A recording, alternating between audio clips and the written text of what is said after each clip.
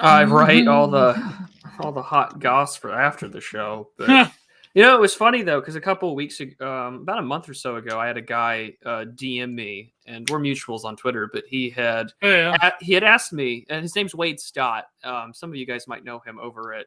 I guess he's with the Canon guys now. But he was messaging me. He's like, "Well, what would a right wing Jon Stewart look like?" And I was like, "Well, that's kind of a loaded question." I said, "Like, why are you asking?" He's like, "Oh, we're gonna start something." And I was like, oh, well, that's good to know. But I watched one of his episodes today. It's called The Wade Show with Wade Stott. He's got his own little YouTube channel. I was pleasantly surprised at how good it was. They're very short videos. They're like 8 minutes long, and they just sort of do like a quick run through the headlines. And I was genuinely impressed that, for what Canon puts out, right? The whole American Reformed Protestant tradition. I mean, like, it made me chuckle. It made me laugh. I was like, well, this is good. This is like, if I were to do baby's first introduction to like right-wing Twitter shitposting, but it's family friendly, like that was it. And I was like, wow, this is really well done. So there's my inadvertent plug and shilling for everybody. So good morning, good afternoon, and good evening, ladies and gentlemen. Welcome to episode 34 of the Digital Archipelago. We're gonna do. If I don't see a good morning, good evening. As much as I hate Jim Carrey, that truly was a brilliant film. Oh, it was, and that's literally where I ripped it from when I started doing the Sunday show. I was like, "That's so good," and I don't think it should remain in the hands or the lines of Jim Carrey because. The tendrils of Jim Carrey. Although I guess in some, it's kind of funny because he went to my high school for like a few months back in the day, apparently. Really? Yeah. Really? Yeah, when he was in Canada still. I always find it funny with Jim Carrey because I always remember and I said this on, I don't remember, I think it was UO or Jay Burden show, but the one thing about Reason Magazine that I always liked, especially their YouTube channel, was they had that Remy guy that would do like the musical parodies of things. And they're pretty good. Oh, it was like the libertarian version of Morocco. Yeah, basically. And he did but he did one making fun of, and this is just sort of gives you how aged these things are. He did one making fun of Jim Carrey and his anti-vax position. And you're just like, that's kind of aged terribly now. Really poorly. Yeah. Oh my god. That's like, it's funny because the Daily Show Morocco ones have probably aged better. Like, no, they've aged terribly, but like, you know what I mean? Like, it's different. I used to listen to, I think, was it Andrew Clavin that was part of Reason at one time where he had this, no, what was that other media company on YouTube? Pajama Media? I think so. It was like the conservatard, like, yeah. But I mean, anyways, that Andrew Clavin used to do all right stuff, but then he like cringed out. Like Trump like broke all those like early YouTube, like mid YouTube like conservatives, like I don't know, Trump. Like remember like Newsbusters and Pajamas Media? They're still around. Our Newsbusters still is because it had Newsbusters, Media Research Center, all these right wing, debunking the liberal. They had the show with the MILF doing like they were trying to be like I don't know, right wing, like a conservative, I don't know, news roundup, like humorous, like Daily Show. I don't know what her name was. I forget. She looked like Sarah Palin a little bit. You're referring to not Ann Coulter. No. She was brunette. She like did, it was Newsbusters. It was a show. Like this was years ago, but Sex Havers show. Yeah, well, I don't know. News Sex Havers and not Sex Havers show. That's like every like Sex Havers ain't doing too great this week on Twitter, but I have missed out terribly because I only will check Twitter for DMs or occasionally to reply to people. And so I was wondering what on earth we were going to talk about because it's just like look at Ann Coulter. No, but Daily Caller Kino. That's true. The Daily Caller had good stuff a while back. Like this is when Tucker had the bow tie. That's true. Back when Tucker was still doing Crossfire before Jon Stewart ruined a whole generation of millennial men. You know what's funny is that I was reading this article. It was I I don't know how I came across it. It was some like leftoid. It must have been like not Town Hall. What's the leftoid one that Chris Hedges writes for? Not Mother Jones. Was it Mother Jones? It was something like that, but it was like about how basically Jon Stewart created Tucker Carlson, but like right-wing pundit version of it, and like just like sardonically shredding like sacred cows. But then it was sort of like, oh, this is bad, it's not the original. And it's like, well, you created this world, so you might as well, now that your enemies are having fun in it, it's yeah. But it was the New Atlantis. But New Atlantis, that's the one. Yeah, that's the one. I think you referred me to that one, or it may have been someone else, maybe Patrick Casey, who's also in this chat. Yeah, one of those bizarre journal pieces. I mean, it's the article itself is actually a pretty good one. I didn't mind it at all reading it, because it was just like, well, this is kind of how we got to here. Because, well, I mean, he kind of makes a very fair point that really the thing that did start it off was more so the O.J. Simpson trial and the great media aspect out of all of it. Oh yeah, because I mean, once you had and Court TV basically died after OJ. I don't care what anybody says. We haven't had a nice OJ moment until Kyle Rittenhouse's live streamed court trial. But that was like the internet equivalent of that trial. Yeah, it was, wasn't it? But I wouldn't compare the two, because like unlike OJ, I mean, that's it's funny. Like Rittenhouse was like a huge shit test for people. Like there were a few people that like went crazy and like counter signaled him, and then it didn't turn out very well. But then again, you never know. Like it was so worth it. yeah. All the Binger memes. I hate being nostalgic for things that just happened like 2.5 years ago. But I remember I had the lyrics to when he was acquitted. It was Kyle looking up, and it was because of Edge. It was the Alter Bridge song. Metalingus, like it was on this day I see clearly. Man, someone should do that edit like Carl Rittenhouse as Edge. I should do. I think my favorite was and I don't remember who tweeted it, but it was, they were making fun of the play about like gross Kurtz and them are dead, and I just lost it. Yeah. But there's always like, I feel these like shelling points like in the E-Right.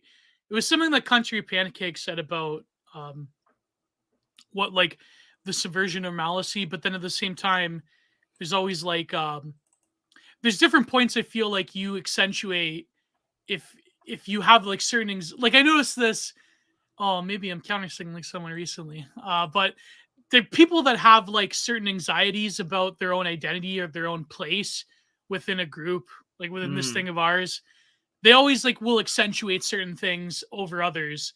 Like for example, if you're non-white and you're in the E-Right, you tend to accentuate like the woman question, and you tend to like basically post as a third or religion, or religion, or so exactly. So you'll have like a you'll become a dollar store pantomime version of certain big accounts. And there you go. A crude mockery of Twitter's perfection. Exactly. You will never be a good poster. You have no insight. You have no depth, like that. The breast milk and joy thread. Or you'll accentuate other questions about, like if like racist feminism is like another, other like extreme end of that. So this always happens. It's like sort of trying to find a perfect synthesis of like, how can I cover my anxieties about certain issues with other ones.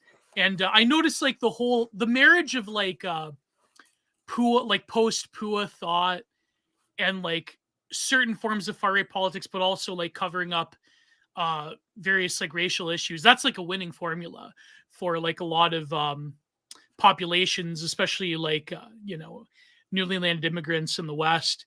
That like the whole like certain cell memes are real, where you become Angler specter. Yeah. So that's the thing. I mean, if you have these fundamental insecurities in any group, it's just like that's you'll the start case. But it isn't just in Twitter.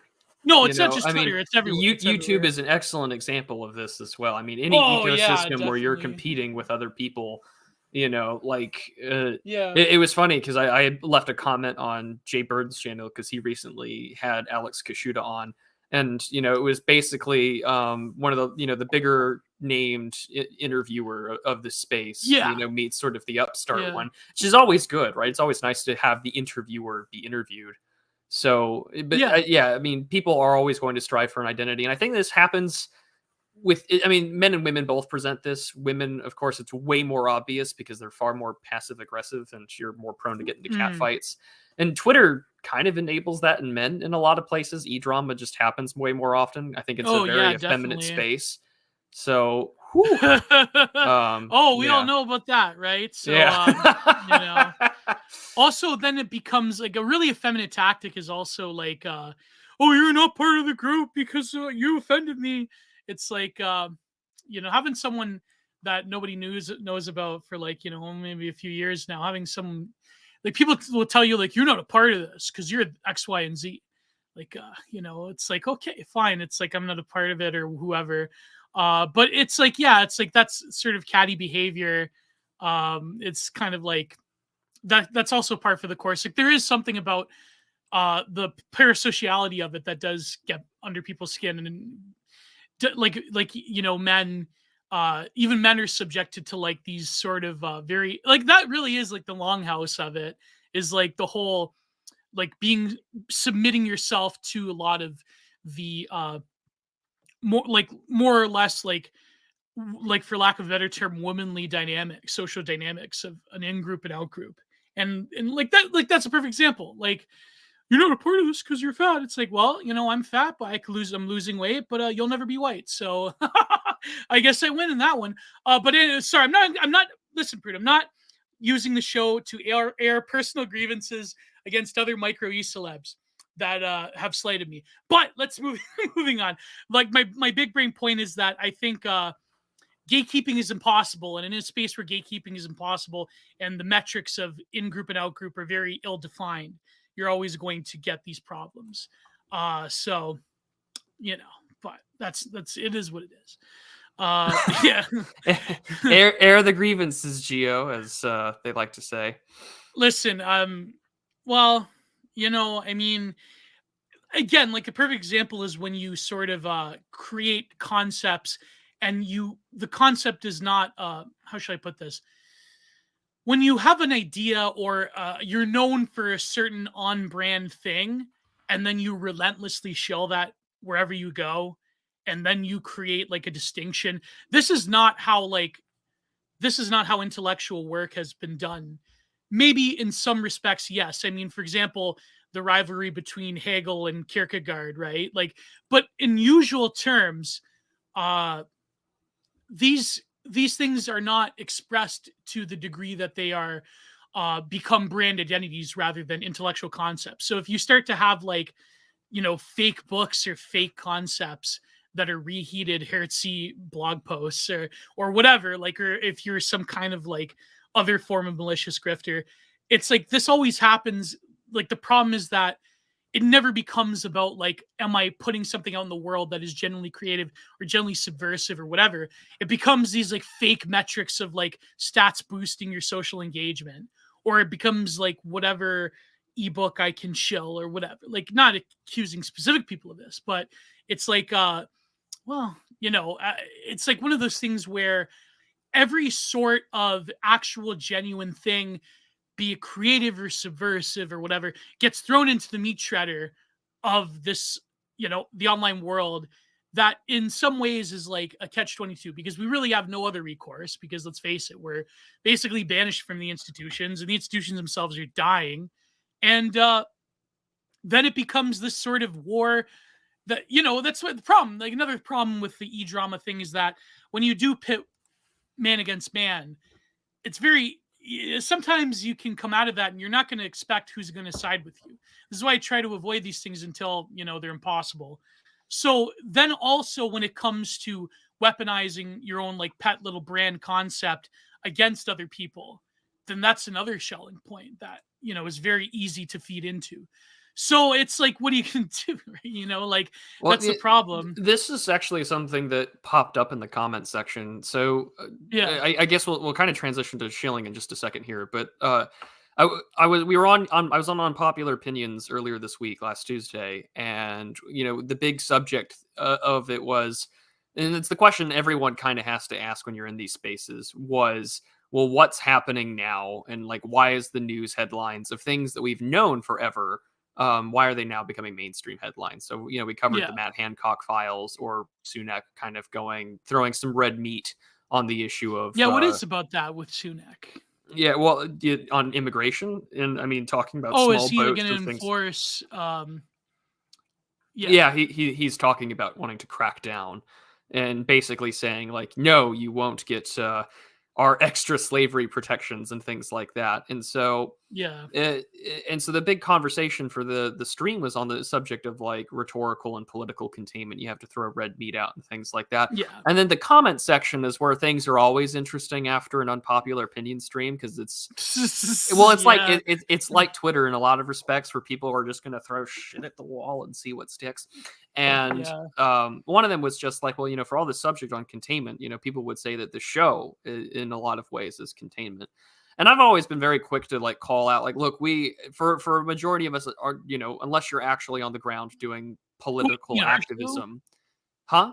You mean our show on No, popular? no. Well, this is the comment section on Unpopular Opinions, but Oh, he was just okay. speaking in general, like all the stuff that you guys do and whatnot. And I was just like, I make it a kind of a very clear sign of that there is a difference between, say, the commentariat class, Yeah. those that are specifically pundits or bloggers or whatever, and then those that are actually working with institutions or want to build something. I think that you should probably find a way to combine those two, one that creates an effective media business and whatnot. But I mean, you still need good PR to get your message out there for Yeah. politics. But Yeah. I think it's, I don't think anyone is saying that, Gio Panischetti of Canada is leading the charge against Castro's bastard child's regime in the Great White North. Yeah. But I mean, as cool as that would be, right? But here we are. Yeah. No, but that's the thing though. I feel like but also like there's a tendency that some people have that are more activisty to like counter signal commentariat or anons or whatever. Like it's just everything has their place. There are people that genuinely don't do anything besides gripe or like create like fake concepts or reheat other people's takes, and then like again, usually out of anxiety, right? So there are people that are like fundamentally that basically are just enervating forces that don't really that maybe like through their shock or outrage don't really contribute like a whole lot. Like the whole like I feel like a lot of people have created this ecosystem where like someone said like reheated like PUA tactics. Yeah, like look at Andrew Tate. Andrew Tate's like the perfect example of that.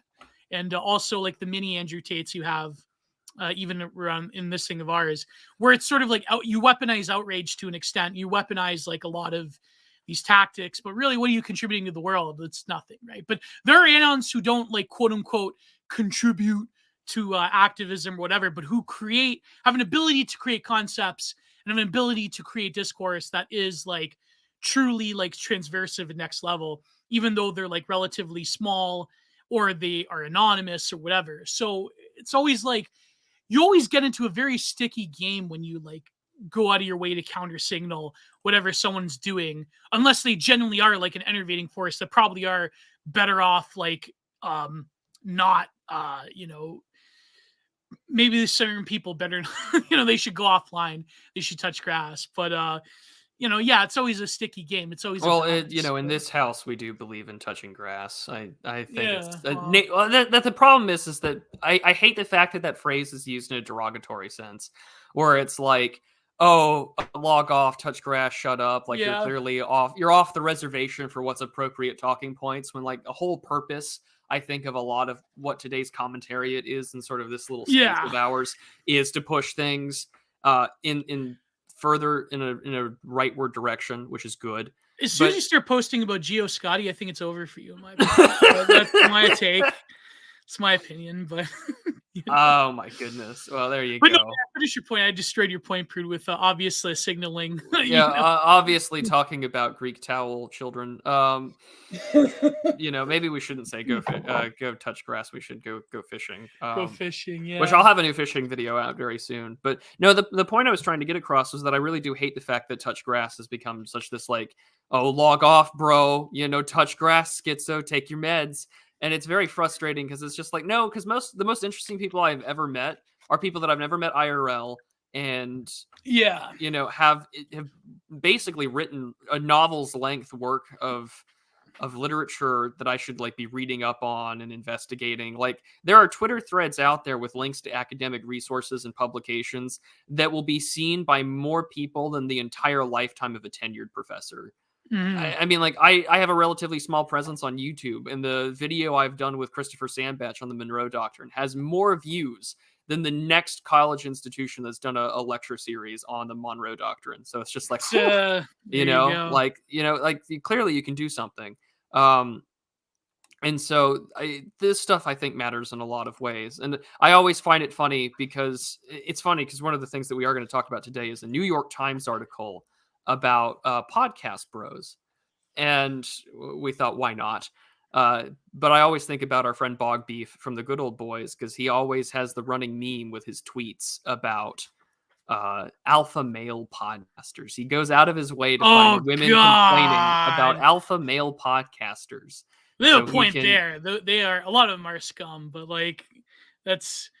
Go ahead, Prude. Sorry. Well, he always just tweets back with this little gif of like an Apustaya sitting in front of his like recording studio, and it's just golden. So, man. In an effort to not further ourselves into the drivel of class analysis, but the podcasting class is here, and they have questions because everyone and their mother has a podcast. Everyone and their mother has a Substack. So I'm going to go share our screen. We're going to just go read through this delightful little article. You can read along. I'll have it on screen, but it's also linked down below in the description. Always use archive.today.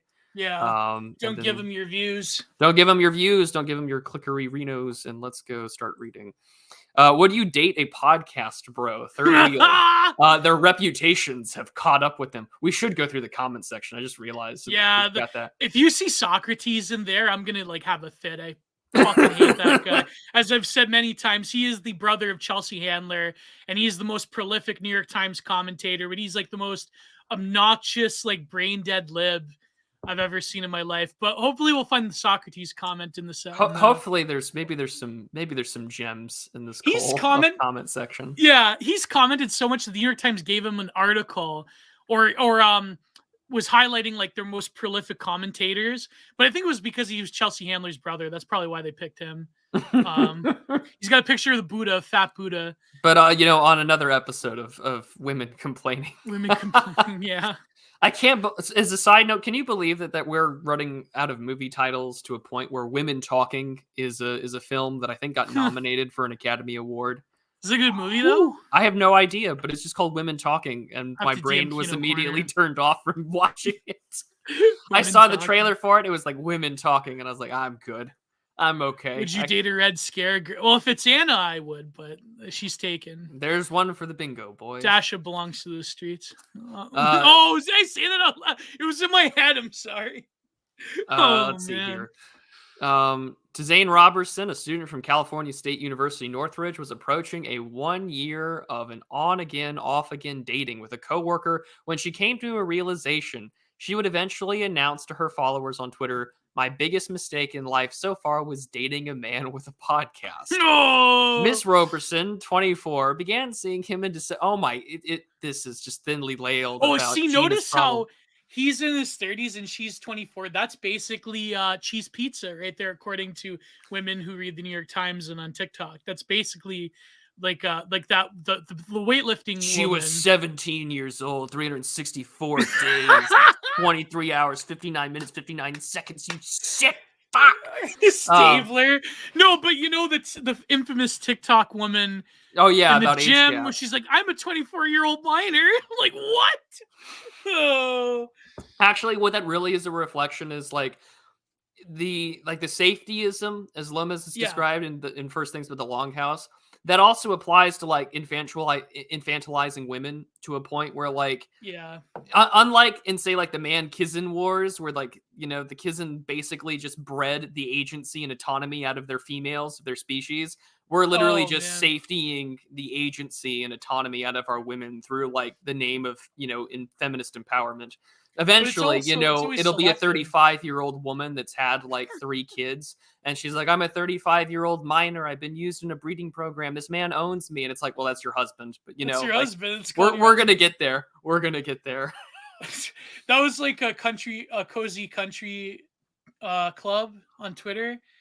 That he was responding to someone like about roommates, like never have a female roommate. And he goes, I had a female roommate. I had sex with her a few times. She didn't use birth control. She had a few kids. Oh, by the way, she's my wife. So it's like, I have a female roommate. She's my wife. I can't wait for that to be mainstream.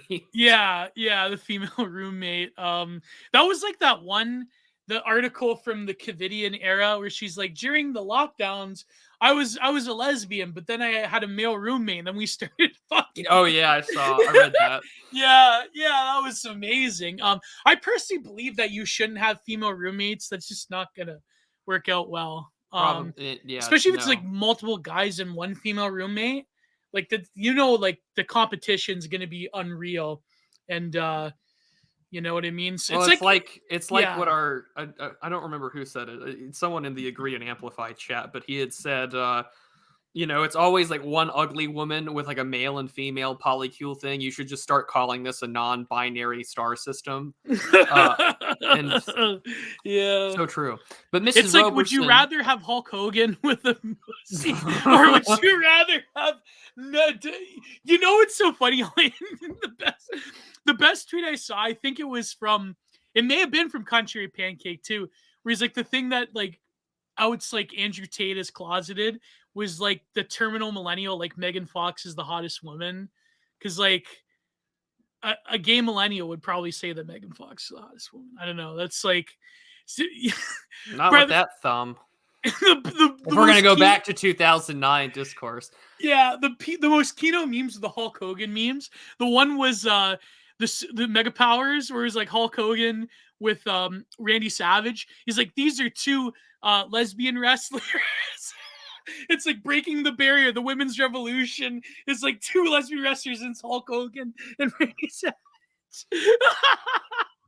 Only a wrestling fan would find that funny. But Miss Roberson, 24, began seeing him in December 2021. He was 35 at the time and had dreams of being a social media influencer. 35. We all do, but that's kind of a sad reflection of today's state of affairs. They both worked at an Amazon warehouse near her home in Lancaster, California. The situationship, as she aptly called it, was very embarrassing, but she continued to date him until January of this year. 24. Wow. So you have an 11-year difference. Awkward, but that's not that bad. But for 2 years, or a year and some change. Embarrassing. Oh, you mean like? Well, I don't know. I mean, as a 30-year-old, is it wrong for me to date a 21-year-old, or I don't know? Like that's. I think it's all context and situationally dependent. Yeah, it depends though. I mean that because like think of it, that's like the norm throughout history, right? Like you're a 30-year-old guy, you're gonna marry someone younger. That's just like the way. Look at you and return to Trish Stratus. Yeah. Would you rather have Trish Stratus with a dick or Big Show with a pussy? You know what? I can't wait. I love the fact that we've got this streaming on Twitter and otherwise. But oh man, this is just sad. Okay, so we'll get to it in a second. I obviously copied that hashtag. But he says, I knew he had a podcast, but I had never listened to it. She said, I was like, okay, I like this man. I'm already ignoring his social media presence. I'm just going to forget he has a podcast. So I guess, this sounds like, should do that little, I know he's cringe as can be, but like that Bo Burnham bit where it's just like my ex-girlfriend had this weird fetish where she'd like dress up as herself and act like a total bitch. Like, if she ignores your social media, fellas, like, Yeah, you're better off. Yeah, Man. eventually though, she'll read up on it if you say something. Best if she knows but doesn't care. Yeah, true. You could live a double life. Look at internet friend. If you're single at 30, good luck. Thank you very for that vote of confidence, internet friend. But anyways, you get it past Geo. It's okay. No, but see, that's what I mean. The whole like age discourse, it just like it makes me so angry because it does erase the late bloomer. And like unfortunately, like there are late bloomer women too. But I mean, of course, the consequences are harsher. Because I wanted to cover that. Did you saw that video about the woman crying about not having kids? No, I did not. The TikTok where she's like, I think Tim Pool covered it, but like he had the most lowest IQ take on it. Well, he said The Wall, right? Like I saw. Yeah, that's the one I'm referring to. The Wall. Okay. Yeah, we'll get to that one. But... Okay. But to continue on, things were fine when they were together so long as Miss Roberson didn't think about his extracurriculars until one day he sent her a link to his show, inviting her to listen and share her thoughts. What she heard turned her off. For Miss Roberson, it wasn't just the content of the man's podcast, but that he had one at all. Like many other women she associates. I love that. Did he have a podcast on the TRS network? Is that what's so bad? Is he streaming on Cozy TV? Like, I need to know. I want to hear this man's podcast. Is he streaming on Odyssey and it's like it's called the Hammer Stream or something? Is he on BitChute? Is he talking about how where we go one goes all? Is he talking about wooden doors on BitChute? Talking about aliens? Like, I need to know. Like many other women, she associates the forum with a certain kind of man. One who is endlessly fascinated by his own opinions, loves the sound of his own voice, and isn't the least bit shy about offering unsolicited opinions on masculinity, sexuality, and women. Many women have taken just I hate it too. That's my. I hate editing. Yeah, I hate editing. I hate editing. I hate editing. Oh my god, I can't. Stand I wish I had Lambda's voice. Yeah, if I had a voice like the TNT Cast. That's the name of his podcast, the TNT Cast. Do you know how great that would be since this is about a black couple? Oh, okay. Why? Okay, so I assume like. Is he like an alpha bro podcaster then? I hope he's an alpha male podcaster. I hope he's got like that black red pill PUA gang going. No, he's a Hotep podcaster. I can't believe he was saying that about the black women, and it's like, no, you are a creation of Yakub, like it's devil woman. So on TikTok, hashtags like #MenWithPodcasts gather videos of mostly women using a beard filter to satirize the sorts of things male podcast hosts say, such as, why, as a man, are you born in the month of February? Or what's the problem with women who read? Look, only one of these things is an actual problem. New reader a problem. Yeah, why were you born in February? No, I'm sorry. Women reading is a problem. It just depends what they're reading. Others have called on them to put down the mics and get a job. So I'm gonna share the. Would you rather have a GF that reads Jane Austen? Or you'd rather have a GF that reads the Michelle Obama autobiography? Yeah, your what was hers called? Becoming, right? Was it called Becoming? I don't know, Michelle. Yeah, it was Michelle Obama. Her dissertation on the genealogy of morals. Not one. That's why it's called Becoming. Oh, really? Yeah, no, sorry, Twilight of Wales. Michelle Obama, Michael Obama covers the genealogy of morals in her follow-up academic paper. Wow. So. Only a man could write such things. But I looked up. I went to Twitter and I went to share this tab instead. So yeah, we're getting shout out to my friend. Shout out to our friends on Twitter who are seeing my Twitter as we're streaming. By the way, I just mentioned Jane Austen because I thought of my friend Ellie. She's a prolific Jane Austen reader. So one of the best Zoomer femcells in the world. So this is what people are doing. Yeah, literally. Wow. What are they saying though? Like about? Oh, I would need to share the system audio, but yeah, probably. I'm just scrolling through. Okay, so it's not as prolific on Twitter, thank God. That's because everyone on Twitter probably has a podcast or something to hawk.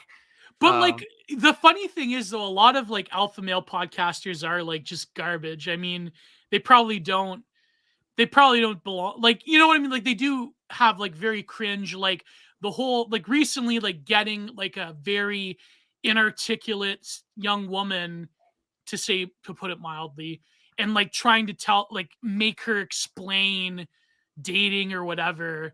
Like that is kind of cruel in a sense. Like I agree that like the recent clip of the one woman trying to articulate why modern dating is, bullshit, saying, oh, well, it's kind of like you want to be serious, but they're not serious. It's like, we all know that, okay, maybe she's not the bright, like, listen, only the most articulate, high IQ, top quality, galaxy brain women, e-girls have appeared on Content Minded. So I'm not exploiting them whatsoever. Like, by the way, next week I'm gonna put out, speaking of e-girls, I'm gonna put out one with Dino World where she talks about Ray Pete, so that's gonna be a good one. I just had TR Hudson text me. He just texted me saying becoming Big Mike. Becoming Big Mike. Thank you, TR Hudson. See, if you have my phone number, this is what you can do. You can just text me while we're on air, and this gets called out. How many deadlifts do you have to do to get the linebacker shoulders of Big Mike? That's what I need to know. Yeah. Like, was that natural? Was she juicing? Was he juicing? Was he? Michelle should have started selling liver supplements with her school lunch plan. She was missing out plenty of opportunities in the White House. Some Trembolone liver in that. Yeah. Oh man, I love Liver King. How his excuse was, I have small legs. That's why I didn't. I'm natty.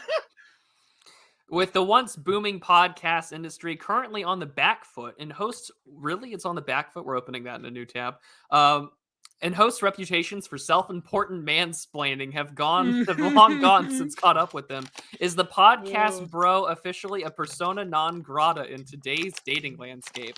But so the other article that I just opened up says, podcast companies once walking on air feel the strain of gravity. The dumb money era is over with layoffs and everything. February 15th, 2023. Wow, there's just a lot of interesting. This is the New York Times. Goodness. Yeah. By the way, shout out to Horace Finkelstein. He gave up Twitter for Lent, so that's good, hopefully he'll see you soon, brother. But no, the podcast, like, first of all, okay, here's the thing. Okay, let me. Do you have a point, Prude? Because no, go off. You're good. Okay, my point being is that I feel like I know it's like we're contributing to it right now, but I feel like a lot of the whole I hate the whole like dating discourse shit, and I think that like the New York Times like basically making coal out of the beam of like podcasters shows that the New York Times is staffed by a lot of like aging millennials. First of all, right? As an aging millennial myself. The podcast bro thing in the abstract is like one of those, oh wow, they're just making coal right now. But to take it seriously though, for the sake of the show, oh my god, they've approved 170,000 Ukrainian refugees in Canada. Hopefully I can find a GF from that, but I have to temper my Batnik posting in order to do it. So it's gonna be a bold strategy. So we'll see what happens. I can't wait for the Toronto. What is it? The Toronto Post, or what's your large Canadian newspaper? Toronto Star. Okay, I can't wait for the Toronto Star to be like, I thought I was escaping Russian aggression when I came to Canada. Little did I know that my boyfriend was part of that hate group. I look forward to the day. I let him colonize my Donbass.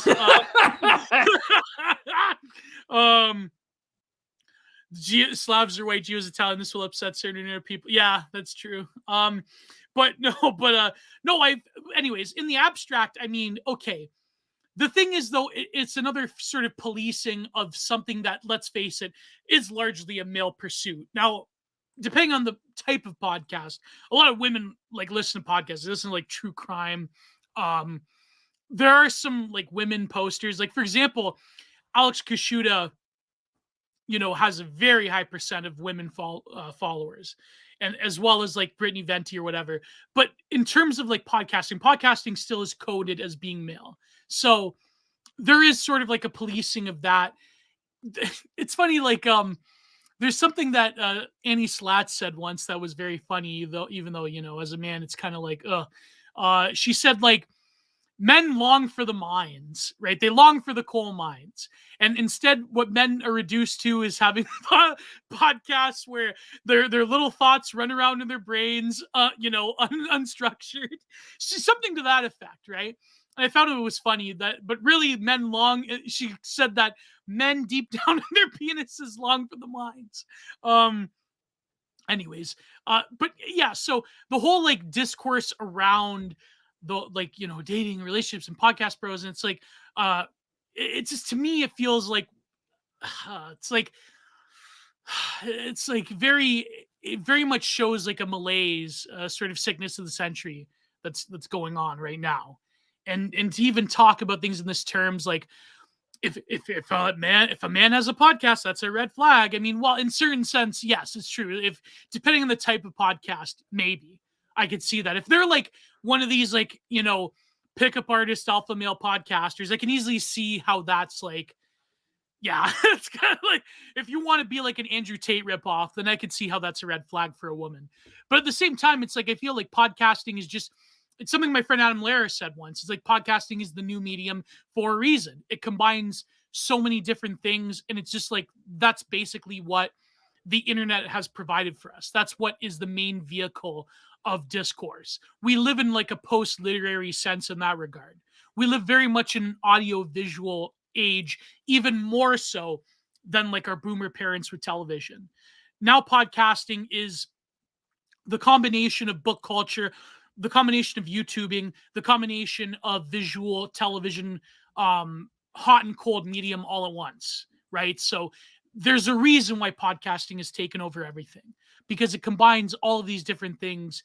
And because it is sort of like, at least initially, male-centric, it will have a growth in a certain direction, and it will proliferate in a certain way. But do a lot of podcast bros, do we love hearing ourselves talk? And do we have like unstructured thoughts that rattle around in our heads, just to make content? Yeah, it's true. But yeah, I mean, Dave said it best, the distributist. Yeah. He's like, this is a live stream. No thought is ever fully formed.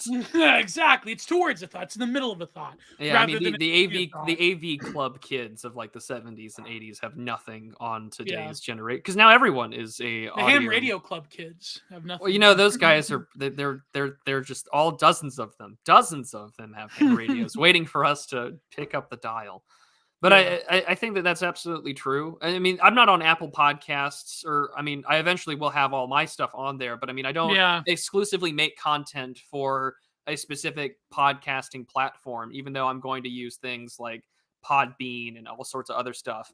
And like the thing that I find so interesting about it all is that everyone has it in the same way. Everyone in our space has a Substack. Like everyone, especially if you're an intellectual, you want to make sure that your thoughts are fully fleshed out and written down, or that you can report on the events in a way that you best can do it. And I think for a lot of people on this space of ours, there's going to be writing still. Not everyone wants to give away their voice or voice docs themselves and things like that. And so one part of this is a complaint that women are mad because, and I say this very generally. Women are mad? Yeah, women are mad. Do you know this? Women are really mad.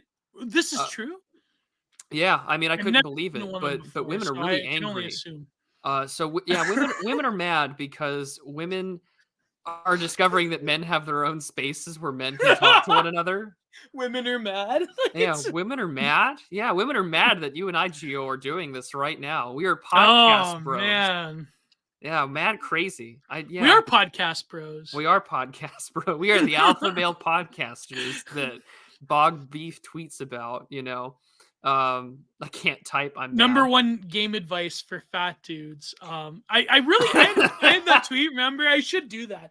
I should have like a pamphlet about like game for fat bros, but that would require me getting a girlfriend to actually demonstrate it, so it wouldn't work. So hey, that hasn't stopped alpha male podcasters before. No, but I mean, if that's true, why? I mean, shouldn't they, or destroying it? I mean, but is this not what this hit piece is? This little cultural piece, talking about how, the podcast bro has a lecherous reputation that women shouldn't be dating. And so, I was thinking, Robert Strickland, what do you think? The Red Scare. Women angry, yeah. Well, this should be idle for like one of the next shows we do. Yeah. Although I don't. Do they get angry? Like, I I don't mean, know. But they don't can get we have that a women are angry. mad stream? I feel like Anna and Dasha don't really get angry compared to like what they could be getting angry at. I don't That's know. true. But it's funny, it's like Jim Bros like they're on the juice, right? And it's like, are you natty? But they should have like an obesity equivalent. Like I was thinking, I should tweet this out where it's like, yo, did you achieve that obese physique, natty? Go, no, I use seed oils. That's like the juice for like obese max. Like You mean you're obese, Nat? You're not natty. You're not a true. You haven't achieved the whale physiognomy that we strive for. But it can't be like traditional fat, man. It's got to be like Cushing syndrome fat. That's how you know that you're not natty. You've used the seed oils. You got to look like you've got mumps or something. Until you're suffering with gout and a $50,000 mobility scooter, you're not natty. You have gout at the age of 25.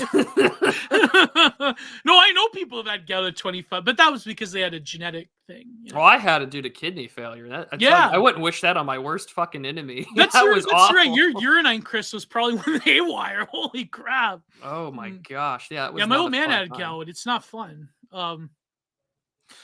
Look at internet friend. Can you imagine how different things would be if Geo had a Ukrainian GF? Yeah, I'd probably. I loved the response to that. I loved because who was it? Someone said that you would make up with Lev and go back to follow the rules. No, but it'd be different because Lev would be like the liberal version of Ukraine. I'd be like, no. Not mention certain Geo joins Kraken battalion. Oh God. In interviews with a handful of men who work or have worked in podcasting, some said that they have come across romantic prospects who view their profession as a potential red flag. And even among those who haven't, some preemptively adjust their presentation of themselves to make a clear distinction. Tyree Rush, a 29-year-old podcast producer in Atlanta, well, as if the name didn't give it away, said he makes it a point not to list his profession on his dating app profiles. Instead, he usually says he works in digital media. That's why. Yeah, this is why, Geo, you say you're a copywriter or something. Yeah, there you go. I was on a date in Chicago, and I said that I do digital strategy at first, he recalled in an interview. So she kept pressing... and I was like, actually, I produce podcasts. And now it's because I lie. And I said digital strategy first, and she wasn't into it. But I also think when she heard podcast, it was a cause for concern for her. Mr. Rush added that she followed with, don't tell me you're like doing the Joe Budden podcast or anything like that. Now I have to look up who this guy is. Joe Budden? Who's Joe Budden? Is it supposed to be like Joe Biden? No. Oh, no. It is Crazy Adventures with Random Friends. And it's one of these shows is just, oh my. Yeah, this is definitely not a show that my white ass is going to be familiar with. Yeah. What's that one?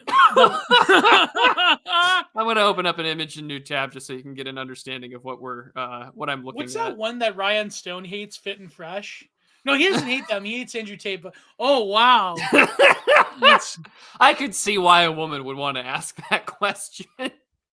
It is like, I would say though that having like a conversation with friends over nonsense, that era of podcasting should go by the wayside. Like in terms of just talking about nothing, because then it turns into like we're just like a Cumtown ripoff. There's so many Cumtown ripoffs that's ridiculous.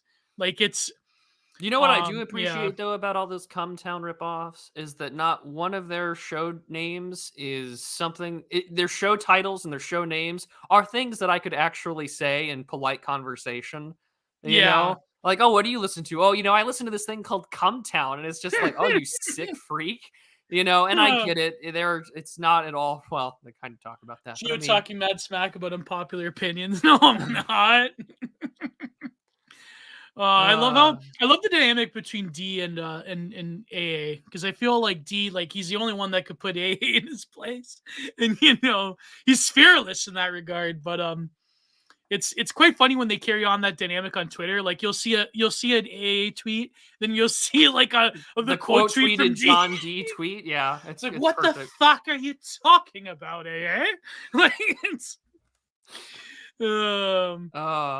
Does T77? Yeah, I guess Ace for a little bit was T77's co-host, but yeah, when those were fun streams though to have, like, and it's my favorite tweet from Horace Finkelstein is like this larger monkey in front of all these like tiny ones, and it's like Thomas 777 teaching esoteric racism to all of his like mixed race Zoomer audience. I can't wait for the Blackhawks to like play the Leafs again. So just like hopefully that Leafs will win that one, because like last time they played the Blackhawks, I was gonna tweet at Thomas. I'm like, well, I'm sorry, I guess us Leafs won. And but it didn't happen though. I think the Leafs lost by like a few points. So yeah. Scrutiny of the podcast bro archetype has also appeared in other areas of pop culture. In the Netflix comedy You People, Ezra, a white broker, played by Jonah Hill, reveals to his date that his dream job is to do his hip hop culture podcast full time, which is first met with laughter, followed quickly by judgment and concern. Which is like, of course, a weird, like upper middle class Jewish guy from New York with like having black woman, a hip hop culture podcast. Well, it makes sense. I mean, look at the managers. But Mr. Rush, who has worked for Marvel, iHeartMedia, and the podcast network Wondery. Okay, I've never heard of that one.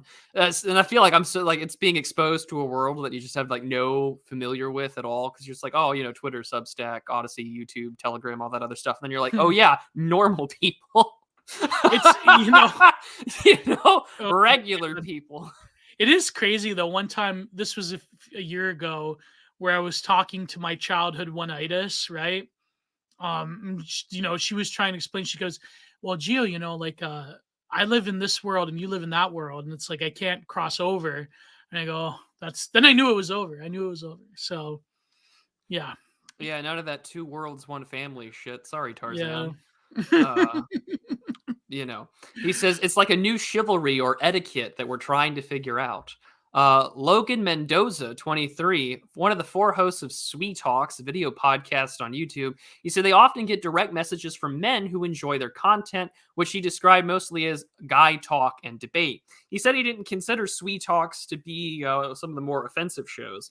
At the end of the day, you just want to entertain the listeners and the viewers, so that you're going to have to say some crazy stuff. I hope we've done that before. Yeah, haven't we? Who lives in Orange County? I said way crazier stuff on BTR, though, I gotta admit. Like, there's some stuff I said I probably shouldn't have, but, like, theres stuff I say here that I probably shouldn't have. But, look at that. Gio belongs to the tweets.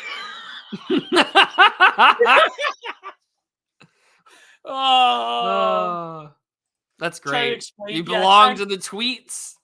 Then you like say it out loud, trying to explain who breast milk enjoyer is to like your normie friends. Well, we said that a couple other episodes ago, where it's just like you'd have to find a woman that like understands. Like if you had to date someone about this, and you're like, babe, it's okay. It's okay. Like you don't have to. It's like, no, babe, you don't understand. I'm in a Schwab space. I got to pick up. He gave me the mic. That was great. I love that one. That was like, you have a GF is like, so babe, who are you interviewing today? Oh, breast milk enjoyer. Interviewing JJ the jack off plate. It's hypocritical of me to shit on the Cumtown name when we talk about people like JJ the jack off plate. The little engine who touched himself with breast milk enjoyer. Oh my god! I have a big interview coming up this Monday, actually, with someone for my podcast. He's a British gentleman. Oh, it's Morgoth. It's Morgoth. Okay. Yeah.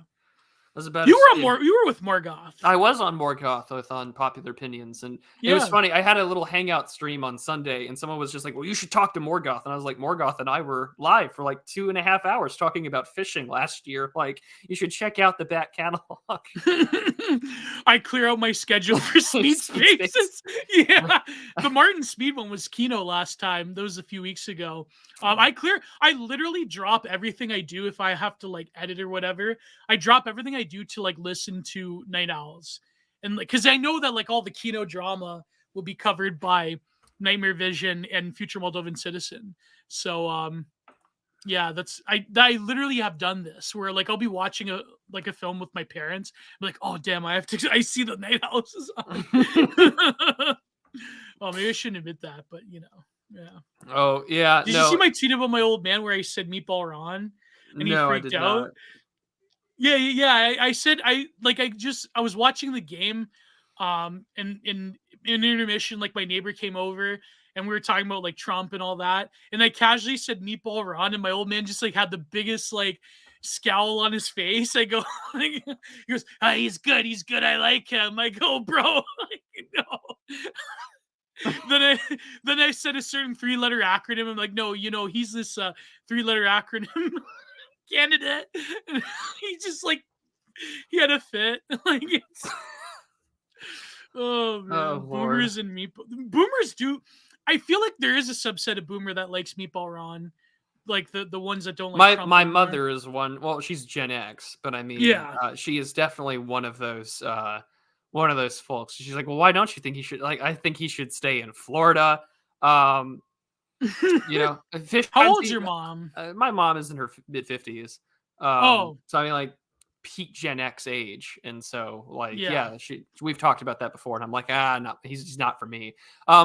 I don't know. Typically when they're on, I'm usually busy, so I actually never get to be on. I think it's like Thursdays or Fridays. Or... Thursdays or They don't have a Fridays schedule. in the late evening and Yeah. into the night, and I never make it, which I feel bad because I should take advantage of the fact that I'm mutuals with all these like well-known people. Apparently, they're both in Alex Kashuta. They both went on there. They were gonna do like what Camplot did with Ethan Ralph, where he just kept shilling for like another poster. And so I believe that him, like Future Moldovan and Nightmare, they went on Alex Kashuta just to keep mentioning Incel Freak. That was like the meta joke. I like Incel Freak. You know why I like Incel Freak? Because he's got a voice like a typical like skis, like Waisto that you went to school with that you think was never going to go anywhere in life. But he's actually a secret theory cell. He actually reads books. Like you wouldn't tell by Incel Freak's voice that he's like a theory cell, but he is. It's crazy. I love Incel Freak. Yeah. Well, the article continues. Anyways, speaking of podcasters. Raymond Pang, a 31-year-old podcast producer and sound designer who works mostly on science shows, said he had never personally experienced romantic rejection because of his profession. In fact, he said it was often a point of entry into conversation. About a month ago, he started seeing someone new, but while he was single, he presented himself as an audio producer. As someone who has also worked in public radio, he felt the audio label encompassed both jobs. I feel like I have been able to position myself away from the terrible man corner of podcasting, he said in an interview. That's just, if you work for NPR, public radio. Mr. Pang said he didn't know many people who work in audio that would call themselves podcasters, though, given the unappealing idea that anybody can be a podcaster. Like, everyone wants that sense of elitism. Everyone, anyone can be a podcaster. Anyone can do this. It could mean that you work at This American Life, or it mean you could record a podcast with a bunch of your friends to talk about the latest week of football games or something like that. Or worse, like the misogynistic stuff. That's where the money is, folks. Yeah, man. Send the super chats now. Yeah, exactly. Need those super chats. Need them, boys. And for her part, Miss Roberson, the Cal State student, said that after her experience, she would never date a man in podcasts. Absolutely not. So this is the culture bit of the New York Times. The third wheel explores the delights and horrors of sex, dating, and relationships. Send your thoughts and stories and tips. We should, We should email them. We should actually. I'm going to. We're going to control. Yeah, C. KJ. Anyone can cook. Anyone can cook. For the record, we have one woman who listens to us. So. I think. Oh, we talked about that the last episode where it's like Geo's audience percentage is 3.3%. Yeah. And then actually impossible women. Yeah. But okay, I'm gonna compose an email to the. I just keep having to have episodes with default friend, and my woman. Oh, so that's the thing that we wanted to do was check out the comments section. Oh yeah. Let's see what we get if it'll load for us. If Socrates is in there, I'm gonna plot. Can I just scroll down maybe and find the comments section? No. You have to go to the archived one to get the comment section. Oh, I'm wounded. I'm wounded, Geo. I know you're gonna have to give them your. I know. Yeah. I'm not gonna give them anything, but we are gonna find that podcast bro, New York Times. I'm going to see if I can find the comment section. Oh, 147 comments now. Oh my gosh. Okay. Whoa, I used to record myself reading comments from the New York Times, but this will never serve. This was like back in 2015. Okay, so sadly they're over here. The comment section is closed. I didn't know that I wonder why. This. Oh, but yeah, 147 comments. Let's just scroll through. Because the frogs got a hold of this article. Well, we found it, so yeah. An observation brought about by the juxtaposition of this piece with the date vlogging woman piece. In both cases, what seems to be sought through different methods and using different norms is self-validation and perhaps enhanced status, aka celebrity, that I may experience as a repellent both the mindless male misandry and the publicizing of a private interaction without the other person's consent, purely for personal benefit, doesn't matter. What may matter is the lack of some method /person/culture to move males forward, by which I mean something positive rather than solely the current mostly punitive approach, to keep pace with the ever-evolving, non-traditional, equality-seeking norms. For whatever DeSantis, how did we get to DeSantis? What? Et al. May pretend a culture that responds to change by trying to turn back the clock is doomed to failure and deleterious effects. Oh, it's because DeSantis is banning the indoctrination in schools. Boo! Wham! Tom. Evolving culture. From New Jersey. The worst. New Jersey. Yeah, they're a glorified crew. Imagine this conversation in the time of Gutenberg. He's cool, but he's got a pamphlet. I mean, you really can't trust someone who puts out a pamphlet so full of themselves. Did you read his pamphlet? No, all pamphlets are the same. Well, a lot of pamphleteers are like cult leaders, so... Okay, maybe this Emily from Germany might give us a better answer. Oh. This write-up does a poor job of explicitly naming the real concern, and it isn't men with podcasts. The typical bro podcast is preoccupied with decrying feminism, just asking questions, quote unquote, about trans people and being honest about racial differences. Well, I guess we're podcasters, Emily. I'm sorry. Yeah. I mean, listen, Emily, listen. I mean, I know the GAE has destroyed your country, and you're going back to the dark ages, but it's fine because at least you signed up to the right side of history in Germany. So that's yeah, I'm sure you were one of those people with the signs welcoming migrants in the airports. I'm sure you were one of those. So I'm sure you said not all migrants after the after 2020 after the Christmas market, yeah, in 2020. Was it 2015 or 20? The last 8 years, Yeah, but the really big one, where was it? 2015. The really bad one. Yeah, 2015. It was like an orgy. And then there was also a really bad assault. One in New York or New Year's Day or New Year's Eve in 2017. I feel bad because I would love to go back to Germany because I grew up there for like a decade, and I see all that, and I'm kind of like really disheartened. Oh man. But here we go. Here's the last bit here that I found was interesting. There are a lot of angry men out there. Promised a bill of goods by I wonder why. Promised a bill of goods by our culture who regularly dehumanize and promote violence against women as well as other subordinated groups. They aren't going to be forthright about it because they know it will immediately put off the vast majority of women. In the same online forums where they were radicalized, these angry men discussed strategies to hide their real views from women, since ladies are only into woke dudes these days. Women have to ferret this out quickly to avoid wasting time and ever being alone with these angry men. Are they into woke dudes? Are they? Because no, but that's what I mean. Like, it seems that like. Do you really think that? I mean, chat. Press 1 for yes, 2 for no. Do you really think Meghan Markle is happy with Harry? Do you really think someone like AOC is happy with her soy bearded ginger boyfriend that won't even stand up to Alex Stein when he calls her out on Capitol Hill for having a big booty Latina? Like, 1 for yes, they're happy. 2 for no. The woke, racially ambiguous grad student with a shitlord, with an evil neo-you-know-what BF. Racist podcaster BF, woke art ho GF. That's a thing. It's playing with fire. It's like you said, it's laying on a hand grenade. You don't know if it's going to blow off or not. I'm looking for, what's his name? Plato? Socrates. Okay.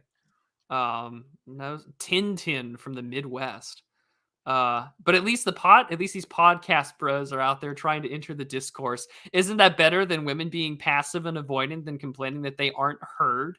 Whoa! He got ratioed into oblivion, probably. I'm sure he did in the comments below. But leave it to some Midwest bro to maybe not be completely aware of the insane. audience. Yeah, I'm looking. Yeah, well, let's look for Plato. Let's look for a particular egregious comment too. Oh, that Emily one was pretty bad, but like that's typical. Like, you notice how like they have to adopt every facet of the ideology, not just like the feminist part. They have to also adopt the trans rights part. They have to I know there's like an old right-wing talking point from like 2015, but they have to like this stuff that Sargon talked about back in the day, that they have to like adopt, like you have to adopt every little aspect of the ideology. They can't just adopt one strain of it. They have to adopt every aspect of it. I'm like, listen. I watched a lot of Sargon videos back in those days. Oh, who didn't? Who didn't? Who didn't? Yeah. Who didn't? Yeah. Let's see here. Seeking an audience of strangers is a red flag, no matter what your gender. Oh, do you hear that, guys? Plato, Aristophanes, great playwright throughout history. Every artist, every writer. Oh, everybody. Man, red flags. Every single one of us. Oh man. No, Holbein, he knew all of his patrons personally, so it didn't count.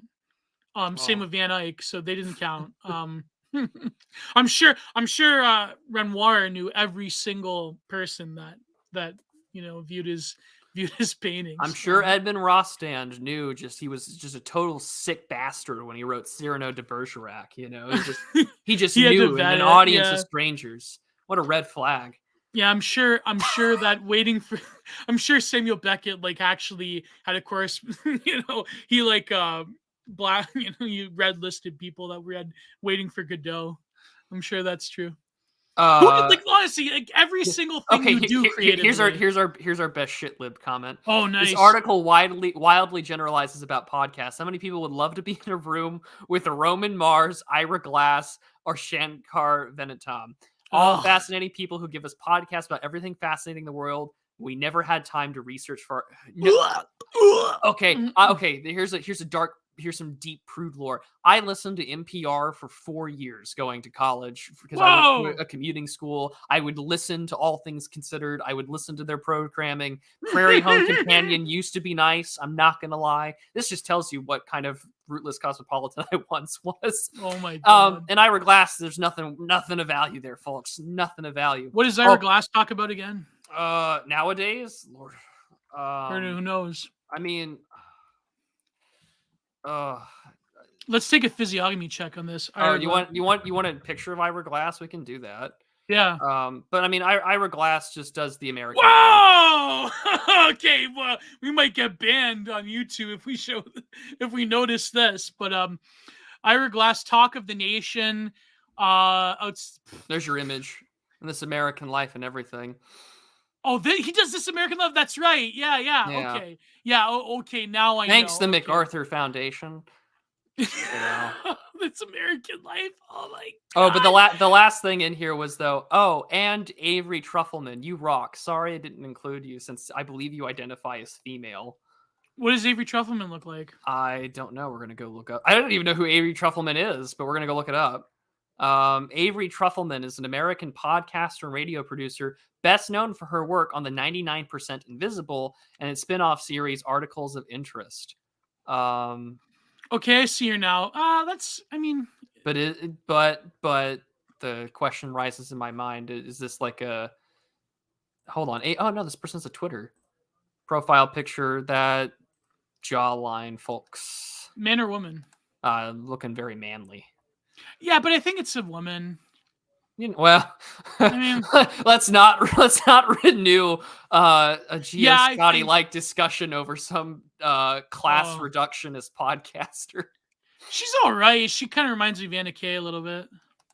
But Anna Kay is way better. Anna Kay is 10 out of 10. But in my heart. But as people know, did I mention that I like Anna Kay over Dasha? Every time. Every time. Anna Kay could gain weight. See, this is why we can never have Zero H.P. Lovecraft on the show. I'll make it happen. I'll tell him to come, but that can't be a real surname. No, the last name is Trufelman. Truffle. But it's not with 2 Fs. Yeah. It's just with 1 F. You know. Very Eastern, like, the yeah. dejected voice of Prude. You know, it's part of the show. End of discussion. Yeah. But what does she talk about, though, Avery Trufelman? Is 9% mainly, invisible. Yeah. Mainly about, like, racial injustice and economic inequality. Oh my God! It starts off with a quote by Buckminster Fuller. Oh boy! Oh boy! Oh man! Of Miranda Sawyer of the Observer highlighted show saying it's just great. Oh, Miranda Sawyer. My.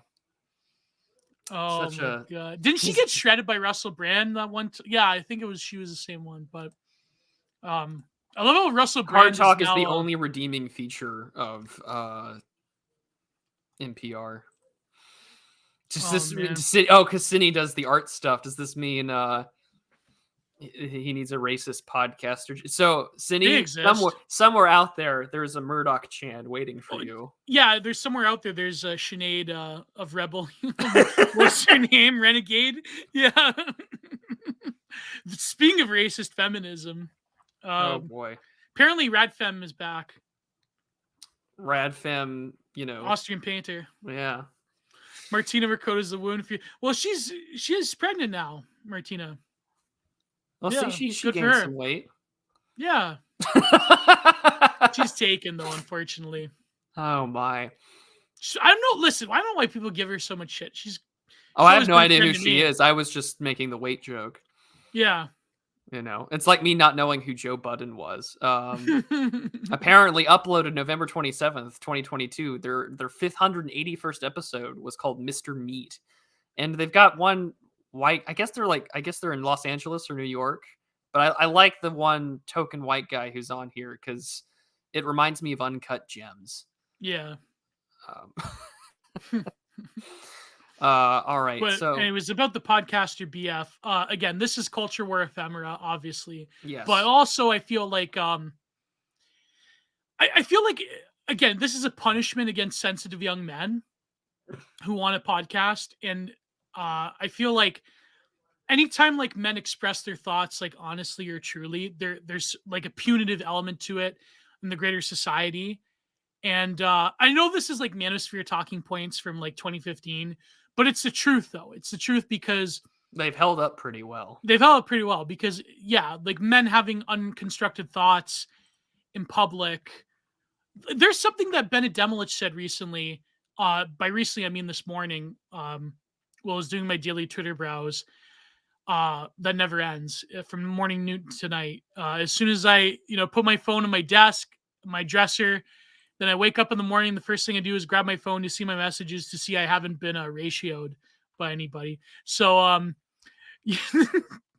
anyways, no, he said that it's funny how it sucks how when someone lays bare their vulnerable thoughts and feelings on the internet to millions of people and they get shredded. But at the same time, he's like, why would you do that? And then I I replied saying that because people still have the illusion that the internet is a sort of like screaming into the void, like what Humdog said, the internet's a silent place, right? In a way, it is a silent place because it's very easy to sort of abstract your own view of people responding to you as like they're just NPCs in a video game and they're not real, but they are real. And Stop! He's already griped. Yeah. When you see a good griping, it. Have you ever had nightmares? As Donald Trump gaming ass, have you ever had nightmares about being ratio? Yeah, I actually have. Yeah. Oh. I have. Yeah. No, I'm not joking. I have. Oh my. I've had a lot of crazy dreams that have related to like Twitter mutuals and going online and being ratioed, and yeah, It's like a war veteran that has dreams about Nam, like boom, boom, boom, those edits, the flashbacks. Mm-hmm. No, I'm kidding. I'm not trivializing that, but no, I've had dreams about that. Like I've had pretty crazy dreams about people I know online. But anyways, the point being is that when you do, there's always a gamble with being honest about yourself on the internet. There's always a sort of self-goring to it, and when you do have a reply people react very negatively to. It is very sad in a way, because it's very easy when you're in Anon or when you're in the internet and you're sort of engaged in the endless flow of information. It's very easy to sort of like not tell that people are human beings on the other end. And like, for example, like to transition to the story about that woman, Bo, she can't have kids. It's, I don't know. Do you have thoughts about that? Like, okay. I have only seen the people telling me that Tim Pool's coverage of it was actually really bad. Well, it's really bad because this woman apparently went through fertility treatments and her husband left her previous husband because he didn't want children and she wanted children.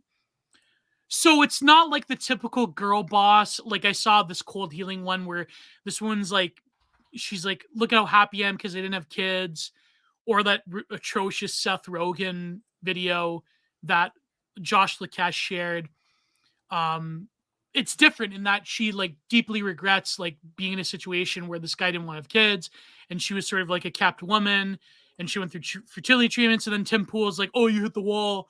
It's not a typical case of like hitting the wall. You know what I mean? So, but I feel like expressing vulnerability at regret it is terrible how people like sort of like, okay, there's a difference between like the one woman we covered the other week where she sort of like slutted it up and she's like, oh, well, now I shouldn't settle for like any man, blah, blah, blah. That's different. If a woman is genuinely like this woman. Oh, 21 hours ago. I see it here. Okay. Yeah. So I saw people were saying that it was a bad take because like he kind of shat on it without any context. Yeah. And so, I mean, it's not like Chelsea Handler where, you know, like she'll take weird photos of her body in like a bikini. Well, like she's in her 50s now, and she's like desperately trying to maintain that semblance of the fountain of youth that she can't drink from anymore. Yeah. You know, like, hey, Trump, since this offends you, or I think she tweeted at Ron DeSantis or something. And it's just, you know, women are very interested in social justice and making sure that it's all about them. It's like you know, all modern aspects of feminist discourse has become nothing more than a French protest. You must that's like that one exploit yourself in order to be seen. Yeah, that's like that one Thanos meme where it's like I forget who said it. That said it was some like anime poster that's like men on the right complaining about women being sluts, but also complaining about like women being ugly, and then it's like the Thanos meme's like in perfect balance as everything should be. Like it's, you know. No, but I feel like there is a case where if you were very like everyone is damaged by the world we live in, and no one's perfect. And if a woman does like regret living like through her 20s, you know, by not focusing on building a family or whatever, trying to girl boss it, then later coming to the realization like, oh, what have I done? Like, I understand one part of me, like as this, you know, whatever, like lonely, you know, lonely doomer, true self, blah, blah, blah. One part of me is like, you know what? You deserve it, right? But then another part of me, the sort of empathetic part of me is like, well, actually, I said this with Nama Cates, right? Ironically enough, in the Incel podcast, that there really is no blame to go around in the sense of like, we've all been damaged by the system that we live under, by the sort of, not the system, but the gifts that we live under.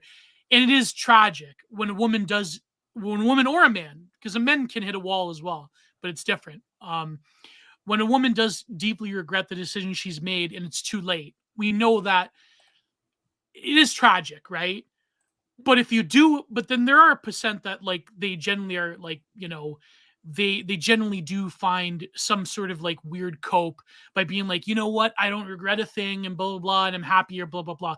That's different, obviously. But this woman that like deeply regrets being in a situation where she didn't have kids and now she needs in vitro, and, you know, and it's tragic, right? Like there's no blame to go around. But then at the same time, it's like, you know, encouraging that behavior. Help me up here, Prude. You know what I'm trying to say. Like I think that there's a difference between shitting on those that have. It's I guess what you could say is there's a civilizational post-nut clarity for people who Yeah. make bad decisions, and then there are some that had gone through some tragic experiences within their life, and people are making Yeah. sense of it. Unfortunately, when the internet is become this platform for your therapist, so this is why I think that the internet has a duality to it. It's both it's a place where you can become incredibly quiet and incredibly lonely, Yeah. and that this is sort of your only avenue to have a life at all, and it's an incredibly lonesome one. But at the same time, it's also incredibly loud. This, in reference back to the podcast bro thing, what is the internet, podcasting, Substack, writing, etc.? What is it than just millions of people, all part of this very loud void of screams? Yeah. It's about 747, so 130 decibels, and you're screaming into this void of screams, and you were just praying to a god whose name that you do not know that someone might hear you. And lo and behold, some of us are lucky enough to have been heard and have an audience that is growing. And for others, it is a place merely to outpour your drama. And I think that the video of the woman crying and talking about her life circumstances is a terrible illustration of what the internet can do for people. Yeah. Because Does Tim Pool have kids, by the way? no, he's 30 Well, something, unmarried, and there you go. bald, wearing a beanie, and like 5'6". All he's got That going was for him is his skateboarding skills, and even though that's pretty poor. and that And was so, that was the beginning. That was also his gripe with Adam Krigler as well, because Krigler is married to like an East Slavic bombshell, not Slavic, sorry, Northern European bombshell. well, So well, I mean, and it's the other thing too is that it was the tone deafness of Tim Pool saying, "Well, like it's not my problem, it's not yeah, my fault," and it's just like, it is your fault, it is bro. your fault, buddy. It's your fault. Keep in mind, Um, this woman, her husband left her because he didn't want kids. So it's like it is a man's fault in this case. yeah, But yeah, but Wired has a good point though. We cannot deny people their agency just because they were sold a bill of goods. Yeah, that's very oh, true. absolutely. I mean, Yeah, that's the whole bit yeah, about Dr. Faust. This is that we can't, we were sold the bill of goods of knowledge. It doesn't mean that we still have to, deal yeah, with the consequences of it. And that's the big thing though, is that illustrates, I think, the differences between how men and women. I mean, again, to be the stereotypical podcast bro, we're just asking questions about the differences between men and women, or in certain other groups. But I mean, women, how do women present themselves on the internet? I mean, it is a great way to unpack trauma. It's a great way to express yourselves and to therapize on the internet. There are yeah, countless female bloggers and writers. I mean, even when they do cooking blogs and recipes, you have to get down to the bottom of the bloody blog. Why? To get to the recipe, because the first half is all about a story. It's all about a yeah, narrative. Women are textual. Women like a connection and stories and things like that. And at the same time, at the end of the day, men aren't like that. And I think that what makes it really concerning about, say, like the podcast bro archetype, or how men responded to that, is that it's like encountering two totally different social ecosystems, yeah, two radically different spaces that have no real. I think because we're so digitally speciated in a lot of respects, we don't have an effective tool to sort of interact with one another anymore, at least yeah, online. And so, what was Tim Pool going to do? Haha, wall, no eggs. Whereas at the same time, if men do that, they're going to get pilloried not just by women but also by men, despite the fact that there is an overarching social current for men to express themselves, and things like that. And it's just a ridiculous problem that we see over and over and over again. That I think really does constitute a lot of our problems with this. Again, why on earth did Lomez get so much shit? We talked about this a few weeks ago. I mean, it was about the anonymity thing mainly, but did anything that he say was wrong about the overarching safetyism, about the effeminization of social spaces, to yeah, where if you do, and this is the whole point of like BAP's book, right? It's just like there is no space that has not been invaded or will inevitably be conquered by another faction. And in this instance, it's the overarching, safetyism of today's current progress. Like we're in this demolition man style future, and at the end of the day, people are looking for ways to express themselves. And if that means the only place out there where people can still swear and be like men and actually have locker room conversation that doesn't get you in trouble with Billy Bush when you're running for president, well, then it's going to be podcasting, and it's going to be all sorts of stuff. And these are the woes of the internet. And maybe to transition to some of the creepier shit that's also on the internet, which came to my attention in, I think it was like Pat Casey's chat or whatever. We were talking about this before we went live, but it has a does everyone remember the weird Elsa Gate shit that happened on YouTube a few years back? Oh God, yeah. Okay, so I don't know if this is a troll. I don't know if this is someone just engaging in hyperreality or just manifesting something into existence, hyperstition and all that. But there are now Soy Jack nursery rhymes. Oh. Yeah. Oh my God. Do you have thoughts, Gio? This is like Elsa Gate. Like, no, I Do you enjoy Five Little Chuddies? Five Little Chuddies. That's gonna be the. That's one of the songs. It's like five little monkeys jumped on the bed, but it's Soy Jacks and Chud Jacks. Oh my God, that's gonna be the nursery rhyme that the future Austrian painter is going to listen to. Like, Bo Girardi moment. I feel like, yeah, it's sort Welcome of like to the desert of the real, bitch. If you like know the depths of like the Coulson memes and like what it implies in like certain communities that use it, it's kind of like disturbing that it's in a children's song. Like, I feel like it shouldn't exist. It shouldn't exist. It shouldn't. Oh, yeah. Okay. What I'm gonna. As much as I like Millennial Thinker, like those animations, like that's different because like it is like a deeper exploration using like these memes. You know what I'm talking about, right? Millennial Thinker, that one YouTube channel. Yeah. Like that's different. Like I haven't watched the recent ones because it's just sort of like, I don't know, when something gets too big, I don't know, you sort of make things for your audience, right? But this shouldn't exist in my opinion. Like I don't have like a deep esoteric take on that. It's just like, it's kind of like, I don't know, like this is not, I understand like an Apu children's song. Well, that's different. Also, like I could get like Prince of Zimbabwe doing something like this, but but I mean, he hasn't put a video up in like 3 or 4 years. Like it's like he died in 2020.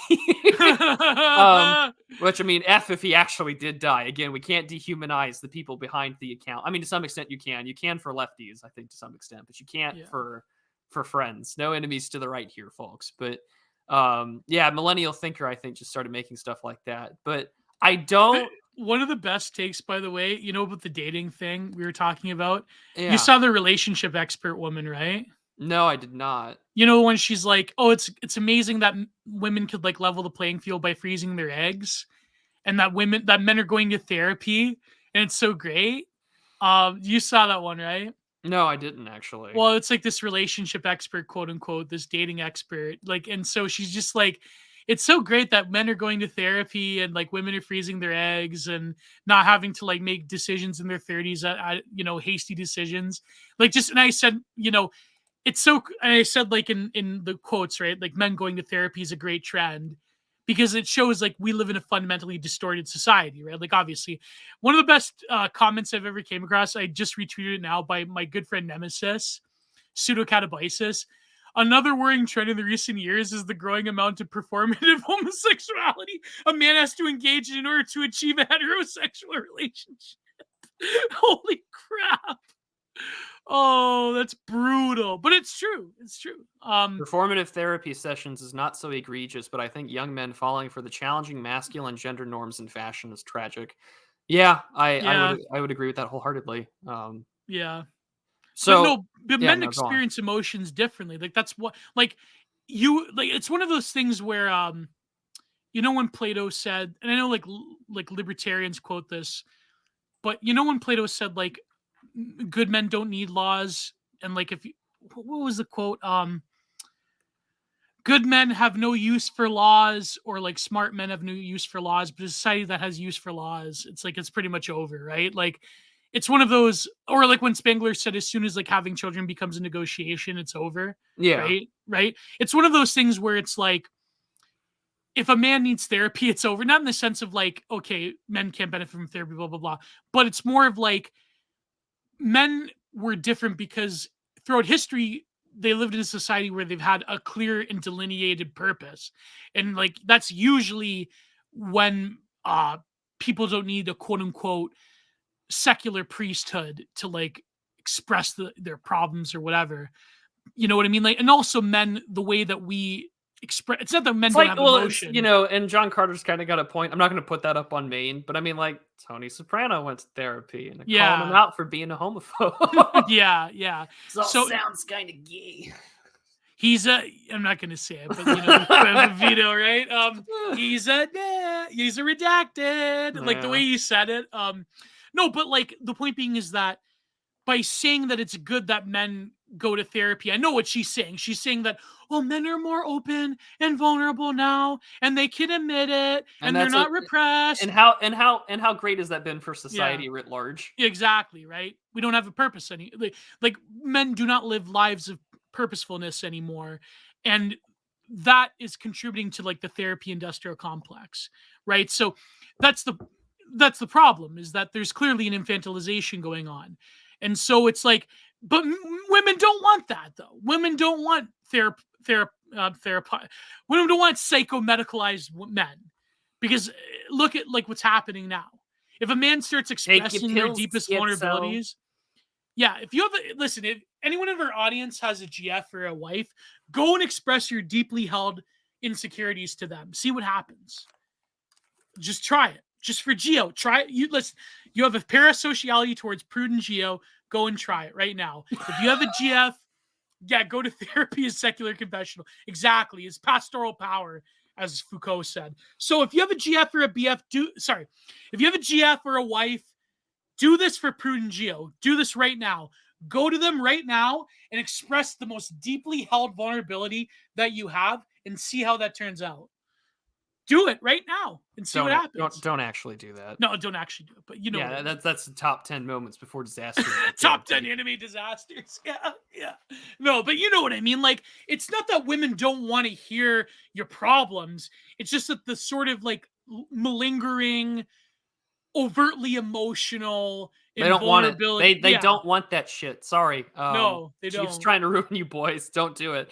Yeah, I mean, this is the thing. Is that do it as a fun experiment, because as an incel, misery loves company. Yeah, misery. Yeah, let's not encourage misery loves company. Everyone needs to be Bobby from Company. I'm just gonna say that here. Look, instead of asking you to ruin your relationship just for fun, just for me, for fun. You're like Ted from Scrubs. We found you in the park throwing rocks at old couples. Why should they be happy? That's let's not do it for Geo. just keep moving forward here, buddy. Ruin your relationship for me, boys. Oh boy, but you know what I mean. I'm not saying don't. Joe attempting to spread insults up. Oh, God. I will find a center in you. I will chew it up and leave. I will work to elevate you, just enough to bring you down. Why? Yeah, the Geo challenge right there. Yeah, there you go. Ice bucket challenge. Don't do it. Well, this is a good quote. This is good from Kate right here. In my experience, when a guy does this, it's when they're at their most lowest point, and oftentimes their insecurities aren't a reflection of reality, much like how women see their insecurities. Yeah, exactly. It is. I feel like the insecurities are very real, but it's like what Dave said, right? He's like, it's not that women don't want you to express yourself or your feelings. It's that, what did he say? You're giving them information they, by definition, can't help you with. And that is very scary to them. So it's, you know what I mean? So it's like, you're overloading them with problems that that only you as a man can truly help yourself with. Right now, not in all cases. I'm sure like you can express your feelings to women, but when it becomes like a constant thing of like an insecure man, it's like, you know what the best example is? Before I shut up, I was recently rewatching Buffalo 66. You know why Vincent Gallo is like the perfect guilty pleasure of women, of like the art hoe? You know why? Because in all of his characters, it's like this needy vulnerability, but it's also repulsion, like alpha male repulsion at the same time. You know what I mean? It's like there's this one point where before Billy Brown and Chris, what's her name? Christina Ricci? Yeah, before like they meet his parents, where he's like, just hold me. I feel like I'm gonna be sick. Don't touch me. It's like Like, you know, like when you give women those mixed signals, they love that for some reason. I don't know why. It's some quirk of nature, but they think that you're like more deep and insecure and that you could help them. But then, but you know, the difference is that Billy Brown's character doesn't bathe in that insecurity. He immediately reverts to "Don't touch me, get away from me." You know what I mean? Like the Joyce Lavagio worms with their card. Whoa. You know what I mean? Like that's why Vincent Gallo, he's so perfect in like those like heartthrob type of characters. Can you guys go back to using more coded language? You're playing on a gym boombox and a couple of guys having their girls. I want this to be real so fucking bad. Yeah, that's amazing. I wish I was in that. Digital Archipelago on every gym in America. Let's go. Oh my god. You should get that Planet Fitness contract going. We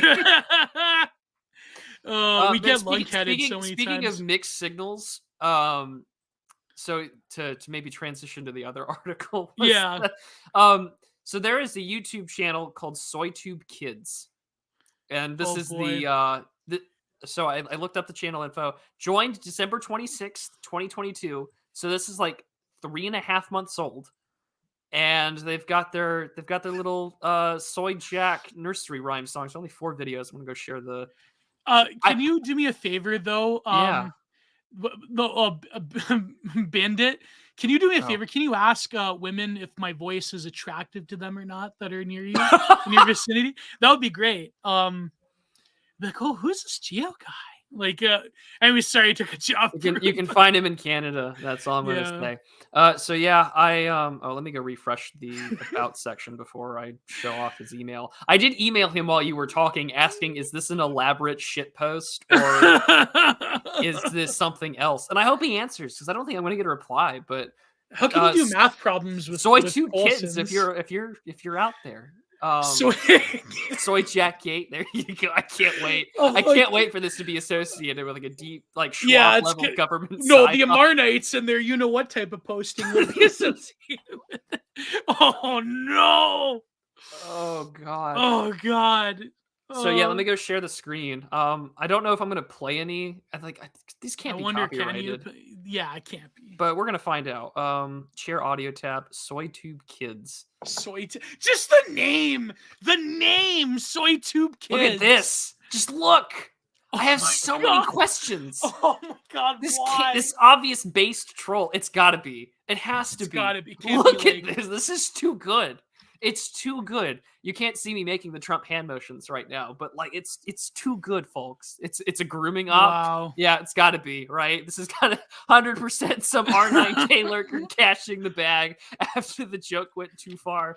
It's either someone trying to cash the bag or it's like a literal like schizo poster. Like, dude. TR Hudson texted me saying, "I took Geo's advice about telling my wife about how much my deep insecurities are. He says he's divorced now." Oh man, that's one. You know what? You know, there you go. One more point for Incel We're gonna World. get one amazing novel out of TR Hudson when this is done. Exactly. You see, just like when New Jack was in Smoky Mountain Wrestling, and he had that like where he started to riot him and Mustafa because he's like at the very end of his heel promo. You know, he said, by the way, shout out to my friend OJ. One two less we gotta worry about. Like white people. It's like one less fake soul we gotta worry about because TR Hudson got divorced. Oh god. Oh man. Who is Afro NRX, by the way, you're subscribed to there?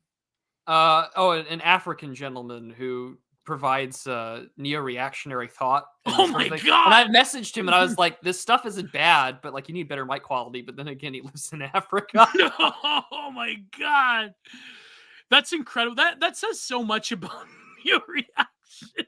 But like, and because he DM'd me out of the blue, and he's like, "Well," and this was like when I first started the channel. He's like, "Well, what do you think of this?" And I hit sub, and I started like listening. I was like, audio quality is garbage. The talking points were interesting. The Kino Kids content on YouTube. This is what my kids will be watching. I don't know if this is Kino or not. This feels this is amazing. This feels like an elaborate op. But there are how do people with kids channels make money on YouTube? Because doesn't YouTube? I have no idea, but this is a part of YouTube Kids. So if you were to watch it on, say, the YouTube app, the comment section is appropriately disabled. Yeah. Chef's kiss to this guy because he knew what he was doing, so no one could ask questions in the comments. I love the baby soy jack on the title there. Oh my gosh! Look at all under the Z. The I'm more impressed by the child Chud Jack with with the lips here. Oh, the eye one, yeah. Does not receive targeted ads, says City, but oh, that's how. Yeah, okay. So because some of these kids YouTubers make like millions of dollars by like having their kids review products. It's like honestly disgusting. I feel like that's the worst. I feel like to some degree that's probably worse than child beauty pageants because it's just like, no, no, Charles, you are going to be in front of the camera. You are going to unpackage this toy that was like brought on by a sponsorship video while I go buy a new Mercedes. This chocolate box or this like giant Easter egg. It's like you are going to get childhood diabetes. You are going to eat it. You are going to get gout by the age of 11. You know? Oh my God. Eat up, sweetie. Mama's got to buy a new insulin pump for you, Like, oh no. It's disgusting. Just by reviewing like it's so Easter bad. Eggs. Yeah. Just by reviewing children's toys and chocolates and candy, and I hope that maybe, because I know that there are like some that have like both parents in the household. Other times I think it's like single moms. So it's just like, not to reference, maybe the man out there or the man who steps up will make him jacked. Oh my God. Play it again, Sam. Play it again. Geo should review candy that gets the audience and the feeders. Oh my God, maybe then I'll find a GF. You should review the Daily Wire chocolates. Yeah, how are they expensive though? I have no idea. I'm sure they are. It's a disgusting cash grab, and you can make better chocolate at home. I'll review the Mr. Beast chocolate. I saw. Okay, so before I even get to the video, I saw a Mr. Beast billboard earlier this week. I was visiting a friend in Fort Worth, and I had saw a billboard for a Mr. Beast. I guess is Mr. Beast Burgers or whatever. And I was just like, oh, how many locations does he have? I have no idea, but the West has truly fallen. Oh my God. Build alternative institutions. Build SoyTube kids and Mr. Beast Burgers. I hope SoyTube Kids blows up and has like millions of subs of like parents. Four videos, 3 months, and he's nearly at 10K. This guy is just like a few hundred subs behind me. Like, come on. Damn, that's crazy. Goodness. You should review maple syrups. There you go. I recently broke 5K. Bravo. Congratulations. Fuck, I didn't mention that to people. There are VTuber billboards. I'm living in like the worst alternate timeline for Blade Runner. We need like a scandal where a VTuber there has been. No, there's been a ton. But VTuber scandal. They are dating they're dating a right-wing podcaster. That could be a scandal. The West. I'm sure that's happened. Parents across America seeing Nikado avocado. I've got an idea. There was someone, I don't want to say in this space, but someone sort of in the who got cited in some other article was talking about the depressing history of that character. Apparently that person used to be like a some kind of orchestral player. Like he used to play like clarinet or something. Violin. Oh yeah.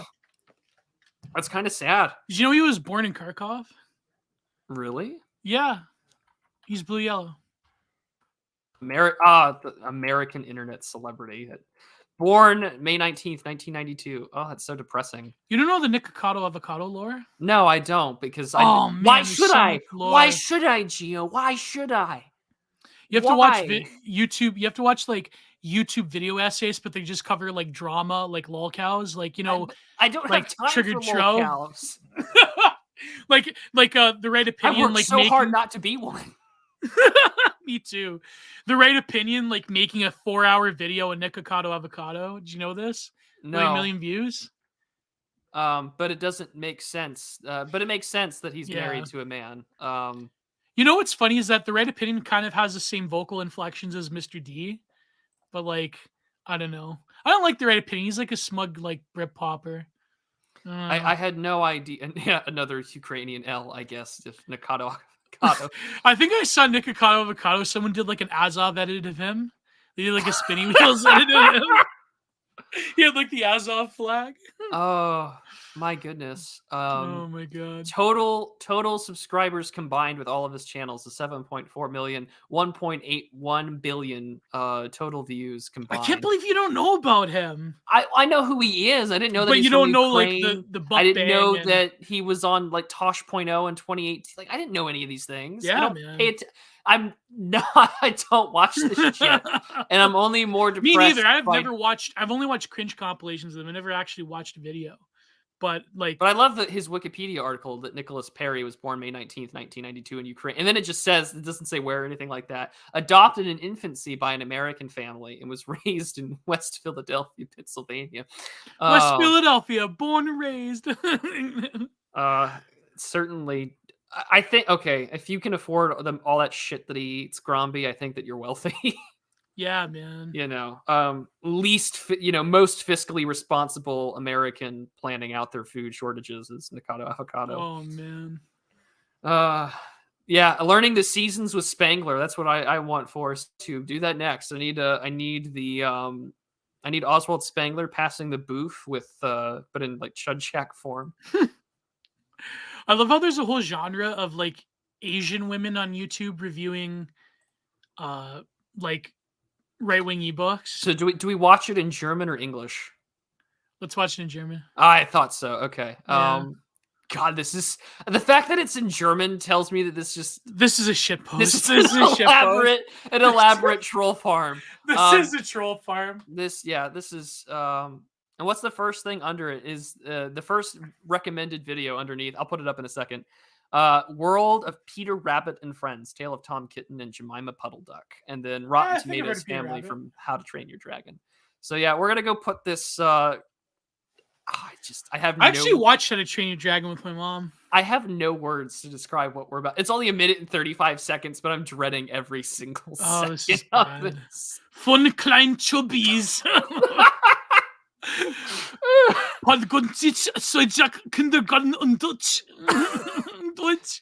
Oh my god. Imagine how much you can make with machine learning. Oh, that's the AI infinite steamed hams thing. Oh yeah, I think I saw that. That raises more questions than I'd like to. Kill me. Steamed hands, but it's steamed hams, but it's Chud Jack. That's what Chud Jack's in Giga Chat. It's like it's Super Nintendo. Well, Jack, I got here despite your instructions. Superintendent Chalmers is the Giga Chat. Superintendent Chud Jack. I kept saying Super Nintendo Chalmers because of Ralph Wiggum. Super Nintendo Chalmers. Well, Soy Jack, I got here despite your instructions. And then it's like, but then it's like the best is like the Paul Scholes Giga Chat where it's like the stripped like the skin mask of Paul Scholes. That's a great one. I like I like how John posts those ones. I love my favorite thing though that has to relate to Paul Scholes and Lindy Man is all that jazz is the picture of 3 like 12-year-old white kids in a diner they're all photoshopped to be wearing Paul Scholes Lindy Man t-shirts. Oh my god, yeah, that one, that was great. Superintendent Colmers. Superintendent Colmers. Well, Seymour, I made it despite the glory. Seymour. Don't tempt me to write this out. Don't. I might. This has gotta happen. But then what brand? What's the most shitlord brand of would it be Mr. Beast Burger? I guess. Yeah. Would it be like Mr. Beast Chick-fil-A? Yeah. Maybe it would be Chick. No, because it's Soy Jack. So he's Five Guys. It's gotta be Five Guys. No. It's Soy Jack. So it's like he's the big into this. Of course, we play into the name soy. So obviously impossible meat. So he goes to Chick-fil-A to try out the new cauliflower entree that they're doing, the cauliflower sandwich thing, cauliflower burger. Yeah. I just got done watch SoyTube. That's me. So yeah, I mean, this is where we're at. An aurora boreal? No, but it would be like it'd be a special military operation happening in this time of year, in this time of month, entirely within your kitchen. A Bantu expansion entirely within your kitchen. Oh my god. What is this episode, Prude? What is this episode? This is called Kino, that is now being broadcasted over someone's gym's PA system. Yeah, it's my post is bold, but what if I steal points from 4chan and describe it as my own take? Delightfully devilish soy more. Delightfully devilish, yeah. My post is called. This is bad. Okay, because I've never seen a single episode of The Simpsons. People are never going to tell what. Can you imagine watching this episode a year from now? Like, no one's going to get the references. I don't know. Maybe they will. Maybe they will. Okay. Delightfully devilish soy Jack. This makes up for last week where your internet just cut out. I had to. We had to replace the windshield. Yeah, the best comment from Ninja is like, Geo just subverted this podcast and turned it into a content mine instead of a Digital Archipelago. Well, I had to replace a windshield on our our little utility vehicle we use to drag shit around. So yeah, like we had pretty bad hail, and we were under a tornado watch for most of the day. Like I didn't have a ute? Yeah. That's what the Australians call it, a ute. We have a ute. Yeah. Most of this is going very well over my head. Okay, well, we're going to go back to this. I've never seen The Simpsons. No, I have not. I only know Simpsons references through cultural osmosis. In the same way, I've never seen a single episode of SpongeBob. You've never seen SpongeBob? No. Oh my god! Have you seen the Dr. Pierce edit? Oh yes, I've seen that. Where the guy who's doing the voice loses it towards the end. And as we're aware, okay. Well aware. All right, let's go play this Krabs damn thing. Is the eternal merchant himself. All right, we're gonna because I haven't. You have to understand, Cindy. I grew up on like AFN and British television overseas. Like Did you watch Last of the Summer Wine? A little bit, and then I like Last of the Summer Wine. Like, I thought, to turn on the news, I thought BBC's Question Time would be a good place for 12-year-old me to understand what the hell is going on in the world. Whoa! So I have a sad existence as a third culture kid, but I'll get into that afterwards. We're gonna go play this thing. It's a minute 35 seconds. I'll pray that we don't aghast. Pray that we don't get if it's music, just mute it. If there's music, but there is music. That's the whole thing. It's It's in German. Yeah, screw it. We'll be fine. Yeah, let's just go. This can't be copyrighted. I can't do it. I can't do it. I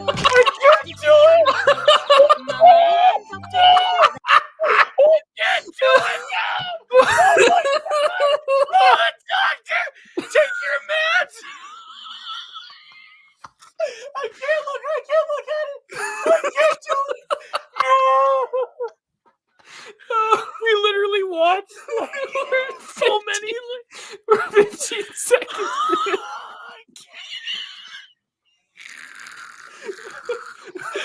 I can't do it. I can't. Oh my Mute God. yourself and just play through the damn thing.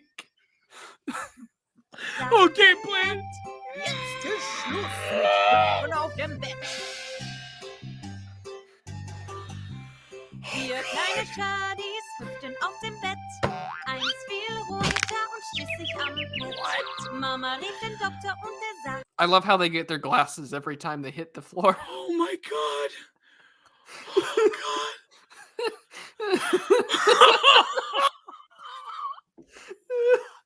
Why is he in a bad cell? No! Oh, this is like looking at a dark web video. Oh my God. This is more entertaining than some of the shit you'd see on Live Leak or TV. Yeah. This is better than kids. This is better than John watching Chaotic. 11:35. Jesus wept. Oh, this is better than Chaotic. or Live Leaks on Telegram. This is better than watching like an Azov or a Mexican cartel video. You're tempted to make a Mystery Science Theater. Oh, please do. I need that in my life so much. Our film streams do really well. So I have an idea for a film stream that we Nice. should do, but let's go try and survive this.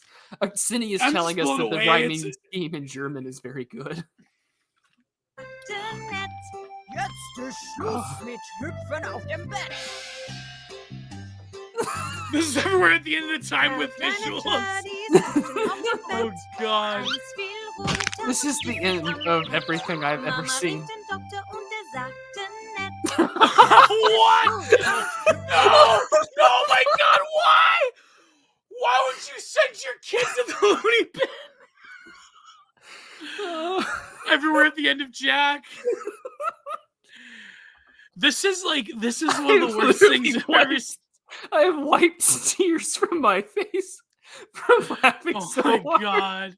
Oh my But like I love how it's like I've fallen off the bed, now millions must die. Like it's I've fallen off the bed, the West has fallen, and so have I. I feel so weak right now. It's not just because I've been fasting, but oh my god. This is in the fact that we're in German. almost through it. This is amazing. This is the media of the cosmopolis that Spangler predicted. The Millions Cosmopolis. must jump. Millions must Jack. How dare they say white people don't have culture? Oh The lyrics are totally unrelated to them being soy jacks by. my god. Well, Prue, do you know German, right? Oh yeah, and Cindy's Austrian, so this all plays out rather. Oh my god. Uh, Oh. YouTube Kids is riskier than regular YouTube for children. Yeah, this is why this is such Yeah. an elaborate, op. I really want this. I sent an email to this guy. I really want him Like to your kids respond watch now. Murdoch. Just so they can Oh. laugh every time. The what was it? Are the Donald squeaks? Yeah. This is peak right wing culture. Oh, There's let's like finish- those let's Can't finish Stop the this Trump damn videos thing. with the centipede. Remember those? Yeah. Centipede. Bon, bon, bon, bon, bon, bon, bon. Bon, bon, doo-doo-doo-doo-doo.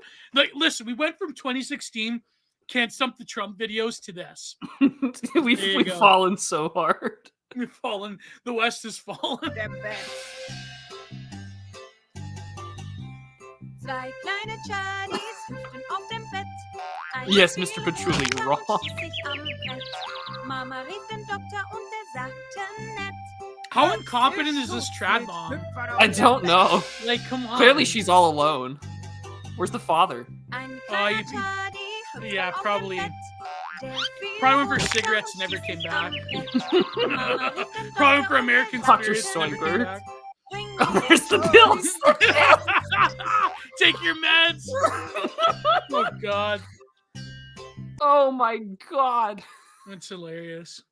Oh. Want to watch another one? No, I don't know. There's I only kinda wanna 4 watch another videos. one. I do kind of want to watch another one. Let's do it. What do we? Come on, we're losing. Let's not lose the momentum. Let's not lose the. Play the first one. Is this? Oh, it's the learn numbers and colors with Feral Jack. Oh, we got to see this one. Oh my! No, this is Elsa Gate shit. You've got the rainbow background, the raging soy face. This is basically hypno shit on YouTube. Oh my god. I don't think we should. No, I'm not. Let's do it. Let's do it. No, we've already pulled the pick. We've already pulled the plug in the pickle. Grenade. We might as Yeah. well do millions must count. Millions must count. Message cries for kids. Lomez, we found your winner. Lomez needs to get a judge who's like an actual like mother, Why like who don't actually has kids. Found your We'll match. get Bones to judge the passage prayers for kids. And it'll be like about an allegory of like how homeless people should be redacted, and Bones will be like, yep, that's number one. Oh my god. I love how like a 5-foot woman with like 3 kids is on Twitter posting about how homeless people should be redacted. Oh, okay. Oh, wow. Let's. This is classic Prude and Geo as the angel and devil on the shoulder. Um, Come on, let's watch it. I'm curious now. oh god. After you watch this, YouTube will recommend pregnant else. Oh god. Oh boy. Yeah, I feel just this is an elaborate psyop. This has to be the psyop or troll job. All right. I will. I'm play friends it. with the German woman. I gotta tell her about this. Friends I with. gotta DM her this. She kind of sounds like the voice. This of that okay. I woman, don't know too. how long we're gonna make it through this one. This one's 3.5 minutes long. Well, that's the first half at least. Okay, here we go. Oh, This God. is what you're starting with. What? Oh my god, this is. I can't believe this. Oh my god. All right, Although let's go people play pay it. us money for this. Yes, eat those super chats, people. Best pay pigs ever. Oh god. One yellow bug. Is he gonna eat it? Oh! I turned yellow. We're learning Two numbers orange and bugs. colors. 2 orange bugs. Oh my god. Whoa! He ate the. No. No. 3 red bugs. This is like a very quality psyop. This is terrible. I love the It's got your genealogy ASMR of bug. music. It's got ASMR. It's got mukbang and everything. 4 pink bugs. Oh, he's taking the pink one. Do we change? He got pink pilled.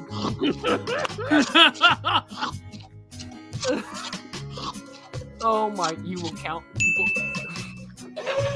This Why one is he angry in between 5 eating? I purple thought bugs. his happiness would like extend. I don't know. This is homophobic hypnosis for. Oh my gosh! You're gonna get Jack Cream Nationalist to review this. There, 6 blue bugs. there are no words to describe what we're watching here, folks. I'm thinking this Oh is a my number God. station. Can you imagine if this gets monetized? Oh, we're so. I have no words. Why is he mad in between eating the bugs? I thought he was happy about it. Yeah, you know. you Like, think when does happiness carry on to the next meal? it's a succulent Chinese meal. A succulent Well, there are certain parts of China where they eat sea bugs. You seen that? Remember that video of the guy in like an industrial park in Szechuan where he likes eating the sea bugs? He's got like beer. Remember that one? Yeah, I remember. Yeah, he followed all of us too. This is a very subtle commentary on hedonism. You know, I love the genealogy of bugs from like Bugman to like eating the bugs to like Bug Chaser. Like it all came from the Bug Chaser thing, really. Then it like the evolution of right-wing memes. Like the bugs thing is just a persistent right-wing meme for a reason. Oh yeah, I don't think we're getting monetized here, folks. It's kind of over. We'll see. Go sneed him on over, folks. But yeah, let's continue on. We're about halfway through. Someone's telling me to skip to the brown bugs. We're just gonna watch the whole thing. 7 green bugs. Although if he turns into like a brown soy chat, Oh my god. oh, it's so over. Look, he's green pilled. Yeah, I know. He knows about the reptilians now. And look at how the colors show. Look at this. Yeah. This is homopathic hypnosis. 8 white bugs. Oh, he's taking a white pill. Let's go. How long is this video? It is 3.5 minutes, Cindy. And this is not He's nearly gonna as turn bad white as- again. There we go. That's what we want, right? Yeah. This is Oh my so God. bad. My YouTube algorithm is totally fucked. 9 brown bugs. Oh, here we go. Oh, here we go. Here we go. It's just terrible. Blacked. Yeah, he went from white to brown. Really says a lot about the West. Global brown. Global South. This is terrible. Like this is. Oh what? What? No fucking way! 10 black bugs. Oh no! Oh no! How much is left? What's the okay, final we got color? 30 seconds. Oh my god! They gave him an F. Like that. This is a shitpost. This is a shitpost. Now he looks like the black soy jack. You know that one with the fat black guy? Pool's closed. Oh, GG. Now he's cool. He's cool. Oh no. Oh no. Oh no. Oh. Oh, good, it's over. Okay. What? It went to the chicken dance. I'm gonna end it before we Yeah, get... the copyright. Oh my god. That was an experience. What in the hell? Viewership dropped by 15% after 13 seconds. Well, how many live viewers do we have, Prude? Or around 180. Okay, that's pretty good. We're doing pretty well. Holy shit. that's I'm not gotta be a watching another troll. one. That was enough. Yeah, The other 3 videos are just the chuds ones. I feel violated. Oh. I feel like we just violated our audience of the thousands that will watch this after the bot. Oh my god. We need a New York Times hit piece on this one. Can we please? Is there a New York Times hit piece on SoyTube? Oh my 2023 is Soy Odyssey. I saw it. Oh, so did we. So did we. Yeah. Not watching anything else that closely resembles this or We have people that watch us that have kids, right? What? We have people that watch us that have kids, right? I know. Why don't we get them to review it? Yeah, can we'll the get- parents in the comment section after this is done, when you watch the VOD? Is Joshua Ham still listening? Yeah, he was here earlier. He was talking about Yeah. let us know what you thought, Joshua Ham. Oh my Email God. it to the I should email it to the New York Times, the third wheel. This is a dangerous radicalization. Yeah, of this children. is a radicalizing tool of the alt-right. Yes, This is Mr. Butcher is being homofashion. streamed on Twitter. Yes, this is being streamed on Twitter. I have it dual casted to Twitter here because it lets me ask schizofash hypnosis for kids. If they make more, will we review? I don't think so, Andrew Bowler. This cannot be a regular occurrence. We need this to be. Literally watch Soy Jack for kids rather than go to therapy. This is so true. So true. So true. Oh my god. Gio, is there anything else that you wanted to go over today? Oh my God. What's been in the news lately? Let's see. Do you want to talk about the PSYOP in Georgia or no? Oh, I mean, sure. Our good friend Patrick Casey did a thread on this. Yeah, that's my take exactly. I mean, really, like, you know what's funny is that there are people, a certain, doggo accounts that are like, this is a victory for democracy. What? Like letting foreign influence in your country is a victory for democracy? Like, that's, you know what I mean? Like, these people that don't think, really. I mean, it's honestly, I know it's like kind of like a coal post, like a low IQ move to like say that our enemies don't think, but I truly believe that these people don't really think about the implications of maybe it's a good thing. But like what I said to this in the chat, I said that today that really like the political left of the 2000s, like Bush era, would say that this bill is like a breath of fresh air to like reveal foreign influence and to also reveal the NGOs that are explicitly warmongering in this, because you know why? Because they want to open up a second front in Georgia. You know why? Like, that's really what it is. Well, I mean, Georgia's been as well.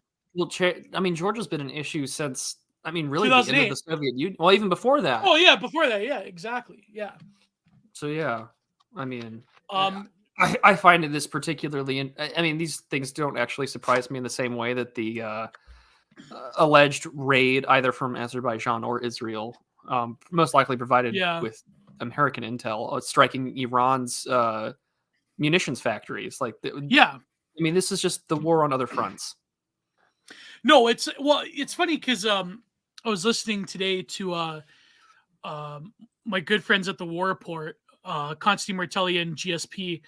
They were talking about this with Transnistria, how basically the best case scenario is that what the Kremlin can do is basically voluntarily deport all of those people to like give them asylum in Russia, because apparently even the Ukrainians who are there are also pro-Russian that have been there in Transnistria. So, but of course, like, you know what I mean? Like, yeah, with Georgia, I mean, there's always going to be that looming possibility of a second front. They have like again another like the Polish, another incredibly strong ethnic hatred of Russia, but it's just like again the left of yesteryear would say that this was a good thing, that you're essentially outing foreign influence into your sovereign nation, that for explicitly to warmonger. But nowadays, like as we know, even the anti-war left was not such. I mean, who said it originally, Prude, that it wasn't they were protesting the war in Iraq? I don't know who said it either. I literally yeah. mentioned this on UO. I said that a lot of the anti-war left wasn't protesting the war. They probably would have gone with it, but George Bush was at the helm. Yeah, they were protesting Bush. That's what they were doing. So it's like, yeah, it's one of those things where it's like, yeah, hypocrisy or whatever. But is there like, I know it's like, okay, yes, it's a CIA, it's an NGO like PSYOP or whatever, but I wouldn't put it past them to think that there probably is like an organic segment in Georgia that's like, you know what? Let's have the globalists like do me harder, daddy. Like there probably is like an organic segment of libs in Georgia that view it as a necessary step to have like NGOs and NATO and in like American paid activists to like operate within their borders. I feel like that's not out of the realm of possibility. I mean, during Obama's second term, he did send some of his own political guys from his own campaign. After he won his second term, but he was trying to get Netanyahu out of office. That's right. Didn't succeed, obviously, but I mean, yeah. Is that why Bibi didn't like Obama? Yeah, I mean, Obama was not a very not as traditionally pro-Israel in a lot of ways. The Iran nuclear agreement really did sour that relationship, but he just tried to get rid of it the longest time. Yeah, that's right. Yeah, that's why Sam Hyde did imply these videos are terrifying, and is why I don't let my children on the internet unsupervised. So true. But let them watch that video though. No, no, I'm kidding. I wouldn't do that. Someone had said that there is another one called Soy Family Videos and Teaching. I'm not going to that one. Joined literally February 22nd, 2023, and they've got their own all sorts of stuff. And they have these are all bad. Yeah. Oh my! Learn about the solar system with wholesome. Look at Donald Trump. Yeah, it's Obama based. Well, it's funny because Gore and GSP, his take is that really like the war currently is Obama's war. Like there were steps that Obama did during Maidan. Well, I mean, Maidan was under Obama. So, I mean, all of the people that work for the State Department now were under Obama because of Biden, right? So I believe Newland was under Obama. Yeah, so very much the conflict now is still, again, the tendrils of the Obama administration. I mean, in a way, Joe Biden is like an extension of Obama. So, yeah, I mean, now, she's been there. Well, she's been around for forever. Yeah. I mean, not from Clinton. She was chief of staff to Deputy Secretary of State Talbot. She worked on former Soviet Union affairs.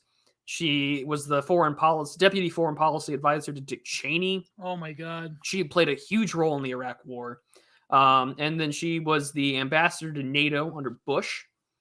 And she was primarily focused on getting more European support for Afghanistan. Mm-hmm. And of course, she became a State Department spokesperson under Obama. And then, of course, in 2013, she was nominated as Assistant Secretary of State for European and Eurasian Affairs. But yeah. But would you say that Obama, like, he did possess like a supreme indifference to Europe as opposed to Bush? Or would you say that Obama, like, I feel like a lot of the policies of disempowering Europe specifically started under Obama.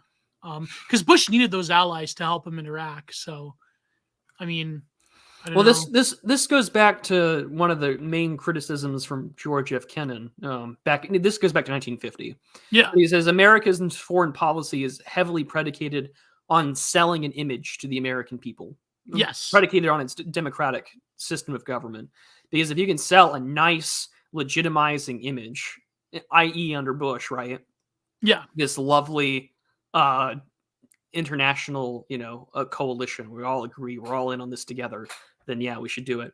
But Fishy Frenzy just says that they got Troon Jacks on YouTube Kids.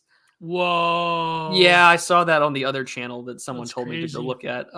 This feels very much like Elsa Gate, but this is being propagated by, I can't say quote unquote our guys, but adjacent. I'm not watching this. I'm not going to platform it. I mean, I already have, but I don't want to watch anymore because I'm afraid I'm going to lose my shit again. Oh my god. But no, you know what's, I hate to say it though, like again, I mean, it's a tragedy what's happening to kind of Europe, but at the same time, the Europeans themselves, like I think because they're Democrats and they're like, like continental Europe is largely libtarded, you know what I mean? Like Western Europe. It's like they love presidents that just schlong them. The presidents that have schlonged them the most, like Obama and now Biden, they love and embrace. But the ones that they hate are the ones that are actually like kind of good. Like for all you can say about Bush, he kind of was good for continental Europe, except for the migrant crisis, which was caused by the wars. But I mean, at the time, he was good for continental Europe materially. But then like the after effects were incredibly bad. Trump, good for continental Europe. Reagan, kind of good for continental Europe. But the ones that were good for them, they hate because they're Republicans. And the ones that like Obama, that basically started the road into oblivion, they love. So like the Europeans loved Obama. They thought he was so great and progressive, and it's just campaigned in Berlin while not being the president. Yeah. It's sad, really. It's sad, but that was a weird moment living overseas, where it's just like, oh yeah, you lived there under Obama. I was like, why? The man running for president. I mean, it was for a Kennedy moment, and yeah, he didn't get the Kennedy moment I was hoping for. But it felt weird as a kid. Like, you're supposed to be courting, the country, not the world. But again, it's the subtle things in your childhood that kind of wake you up to things. Exactly. Under Obama, courting the world was courting the country. That's how it works. Yeah, look at all those future voters that were imported to Germany. Oh no, the future voters. But I mean, like the fact that Obama was like the first like post-national American president. Really. Oh yeah. Yeah. Even Clinton had like my favorite take on Obama's election actually comes from Jonathan Bowden. Oh yeah? Yeah. It's in his speech, his lecture he gives on H.P. Lovecraft. And his whole point, he's telling the audience, he's like, look, America's probably doomed. But he's just like, you have to remember that there's a lot of people in there that are not on board with this globalized America thing and invade the world, import the world stuff. So yeah. Exactly. Oh man, do you have any news items? Not in particularly. I did cover quite a bit over on Popular Opinion. So if you want to see me give peak rake punditry, by all means, head over there before Academic Agent paywalls it. You covered. What did you cover? We covered Dylan Mulvaney. J6. No, we did not cover Dylan Mulvaney. Oh. Although I saw that Dylan Mulvaney was in the headlines for the sole purpose of no one is in his DMs and the terrifying tragedies of dating as a trans woman. Yeah. So I don't think that constitutes as news. Why is J6 in the news? Because of Tucker Carlson? Yeah, Tucker Carlson, where you had both Mitch McConnell and Senator, what's his name, Schumer, talking about the need for Rupert Murdoch to take down all this stuff. Whoa. And that it's bad for our democracy. Isn't McConnell in the hospital now? He said he had a fall. So I don't know. I couldn't tell you. Man. But they released Fetterman images from him in Bethesda for depression. Oh yeah? Dude looked like he'd lost a shit ton of weight. Maybe he's got something else. Yeah. Who knows? The AIDS? Nobody's got AIDS. I never want to hear that word in here ever again. That was the Simpsons. McConnell jumped off the bed. Well, he's like a little chuddy. Yeah, he's a little turtle chud. A little turtle chud, yeah. Oh my gosh. I gotta find that painting again that someone painted about, like, you want to see what Trump derangement syndrome is, the one where like Trump and McConnell are turtles and they're having sex.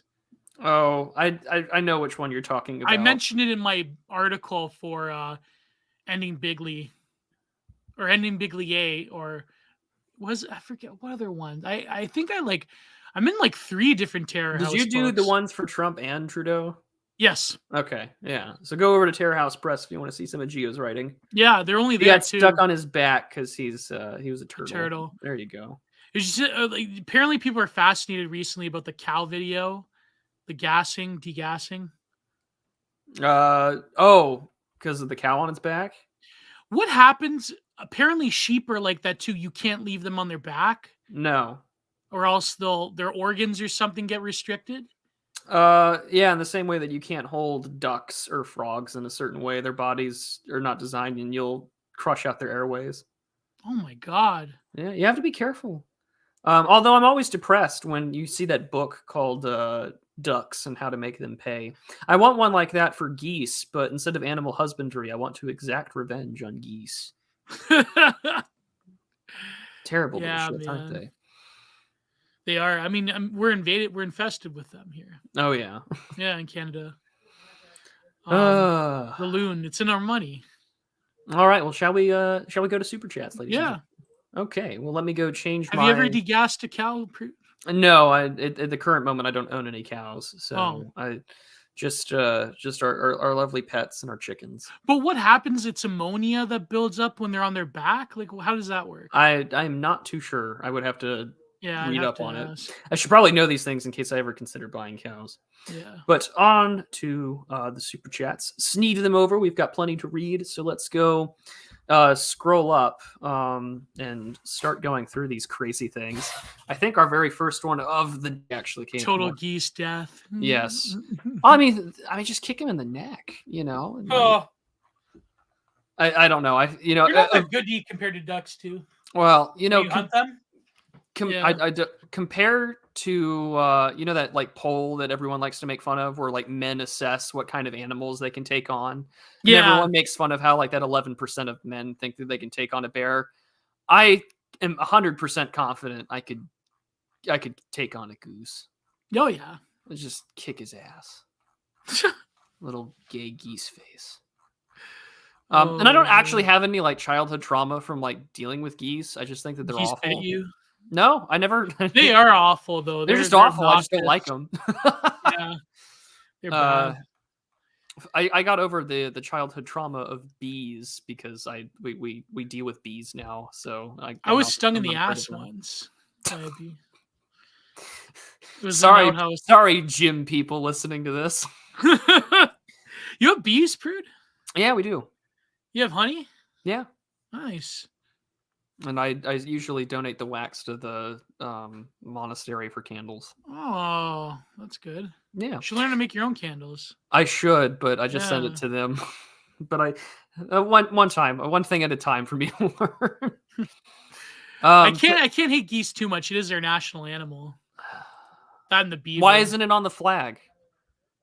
I know. You guys lost the wren. You lost the red ensign for a leaf. Listen, I still fly the Dominion flag. Amen. I don't give a shit. But the first one of the evening or afternoon is from Patrick Casey for $2, saying hello everyone and hello to you. We're trying to channel our hangout stream energy for. Did you see the one? Speaking of Troon Jack, see the one edit with Patrick Casey and the? Yes, I did. That was crazy. It was so good. First of all, then Patrick Casey's going to come out with Restoring Order merchandise, and it's going to have the Patrick Casey do-rag. I'm going to buy it. I'm going to wear it. I should wear it. Like, next time Patrick invites me on, I'm going to wear a do-rag. It's a requirement. Yeah. I think at this point. Yeah, Patrick Casey's big proponent of thugging. He's got like pictures of like super jacked black bodybuilders that are in thug gear on his phone. But He's got about a whole my folder. secret theory in my headcanon is that Patrick Casey and schizophrenics online are the same person. Probably. It makes total sense. It's Yeah. a great way to promote your shit. That was that green text. My girlfriend found out I'm into thugging, and like I tried to explain what thugging is, but like she thought I was gay because I have like pictures of black bodybuilders on my phone. Patrick Casey explaining to his GF like why he has a do-rag and why he's into thugging. Oh my. Lieutenant Pilar for $5 US says, my brother in Christ, if you have an unmarried female roommate you sleep with, you do not have a girlfriend, you have a concubine. Oh God. Depends on who pays rent. Yeah. Spasticus Autisticus Depends says, if you chain her to the base. Never. I probably should have read this one. Vote for who would you do 5 starting May? He's doing a 5th round of this. Yeah, he is. Oh my God. Did Connolly win the last one, or was it Bellucci? Bellucci won the last one. I don't know. I've had that who would you do stuff. I've had it on my muted things on Twitter. I've voted in every one. You are AA strongest soldier. I am. Yeah. No, I'm just thinking of a bit now where like where Patrick goes on his show, he's like, yeah, I think we're gonna do a stream about a bit of thugging. We're gonna go through my folder and yeah, I mean this guy's pretty good. I mean his vascularity can improve. He should he's real hardcore G. He's the secret white guy from that video. Patrick Casey's got a podcast with his he's a secret white guy. He is the secret white guy on the Joe Budden podcast. Oh my God. Yeah, so my time in Identity Europa. I mean, you know. Wired for $5 Canadian says if we let Wired. Yeah, if we let young men have their own spaces, they might feel like they belong somewhere. We can't have that. Oh no, the longhouse comes for all. Exactly. Like every male space has to be invaded eventually. Like, I hate to say it, but that's just like, it's sort of like you should add that to conquest laws that in anything this house, that nerdy white guys we defend podcasts, bros. Exactly. Anything nerdy white guys are into will be invaded over time. Yeah. Except for like ham radio, except for like totally out there neurodivergent, like build like train locomotive operating or I love having the chat open on the entropy thing because Unsullied says I was stung in the ass once by a bee. Geo, that wasn't a bee. Oh God. And that wasn't even a super chat, and I read that and just made me chuckle. Oh my God. But let's see. Tadim Nika for 10. I don't actually. What is the Polish currency? Kroner, right? Yeah, Kroner. Polish currency. Yeah, no, Zloty. Zloty, thank you. Yeah. Okay, well, 10 Polish Zloty says, how to smoke while watching. Blessings from Poland. Well, speaking of colonized countries, like, listen, I love Polish people. There's quite a few in my area, but, you know, I hate to say it, but the Polish are letting their ancestral hatred guide their foreign policy. And I noticed that there is this weird American deference to Poland. Like Germany and France are getting over, of course, like Britain's still number one, but like Germany and France are getting surpassed by Poland now in terms of American foreign policy. So it's like, well, Semi-Agog, myself, Charlemagne have covered that on 2 streams now. So if you wanted to read more on that, I'd recommend going to Oliver's channel on the subject of Prometheanism and American funding and support and development there. Yeah. There's people under 50 doing ham radio, Michael. I have a cousin that does it. Review Broad does it. Oh, there you go. Spasticus Autisticus, one of my favorite regulars in chat, for £5 says, Prude, please tell Geo to stop Bronson maxing the hit or miss girl. It's breaking my heart. She's all right, the hit or miss girl. Like her recent iteration is has she gained weight or something? Yeah, she's gained a bit of weight and has the bread tuber, like not bread tuber. She's got like the Twitch streamer look now, goth Twitch streamer. Yeah, she looks totally different. So is that her actual name? Okay, so yeah, Yeah, she fell off. She No, fell off. Nekuula is different. A little bit, yeah. Yeah, she's got that. She didn't gain that much weight. She's got that shoe on head look. Yeah, she got the shoe on. Yeah.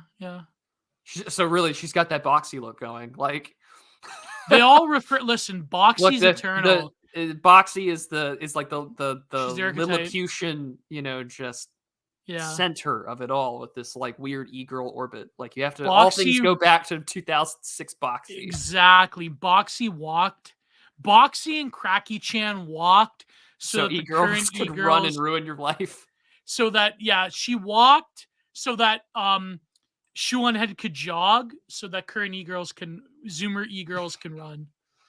That's how it works. Oh my god. Son of Haster for $5 US says hashtag Needed. Well, I greatly appreciate it. Nice. Need away, good sir. The attractive side of fetal alcohol, Javier. I am scrolling through. I haven't seen it yet. Yeah. But I'll bring You it said up the in a minute. attractive side of fetal alcohol syndrome. Oh. Well, on one hand, my you get God. environmental activism, and then on the other hand...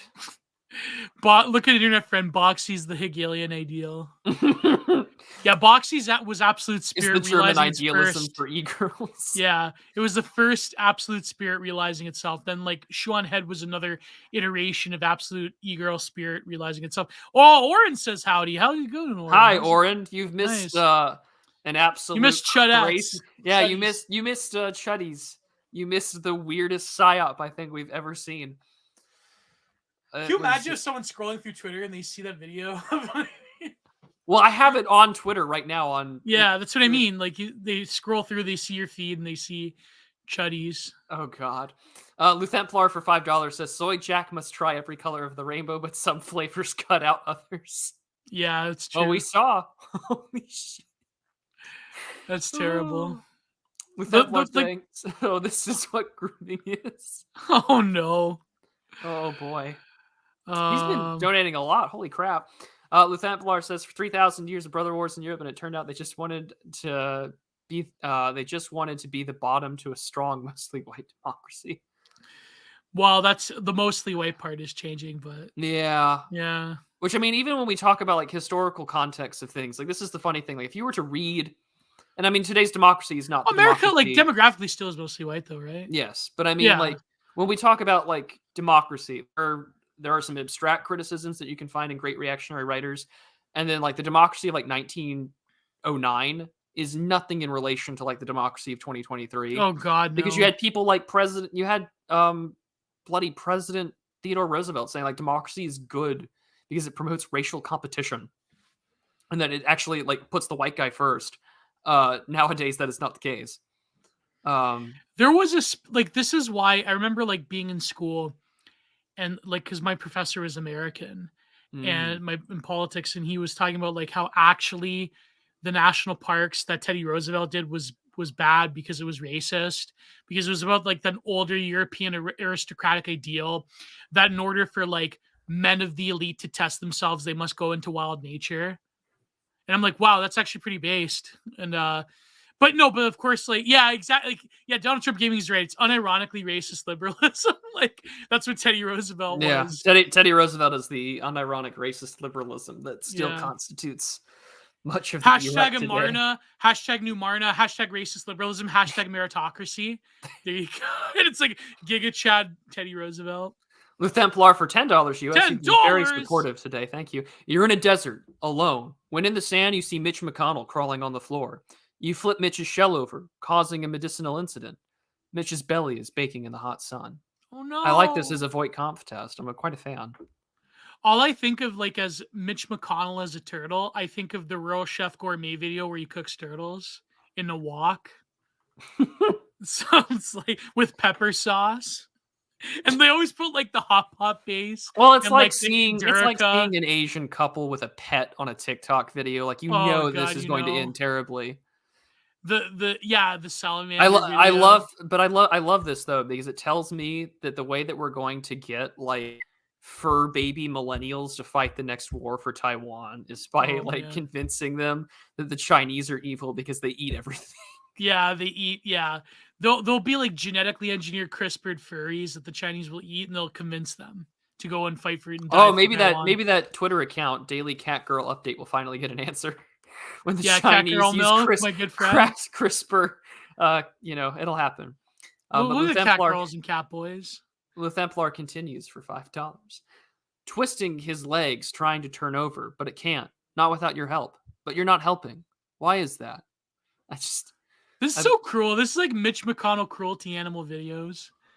This is like Mitch McConnell crush videos, if you remember crush videos. Yeah. That's not Mitch McConnell is a turtle.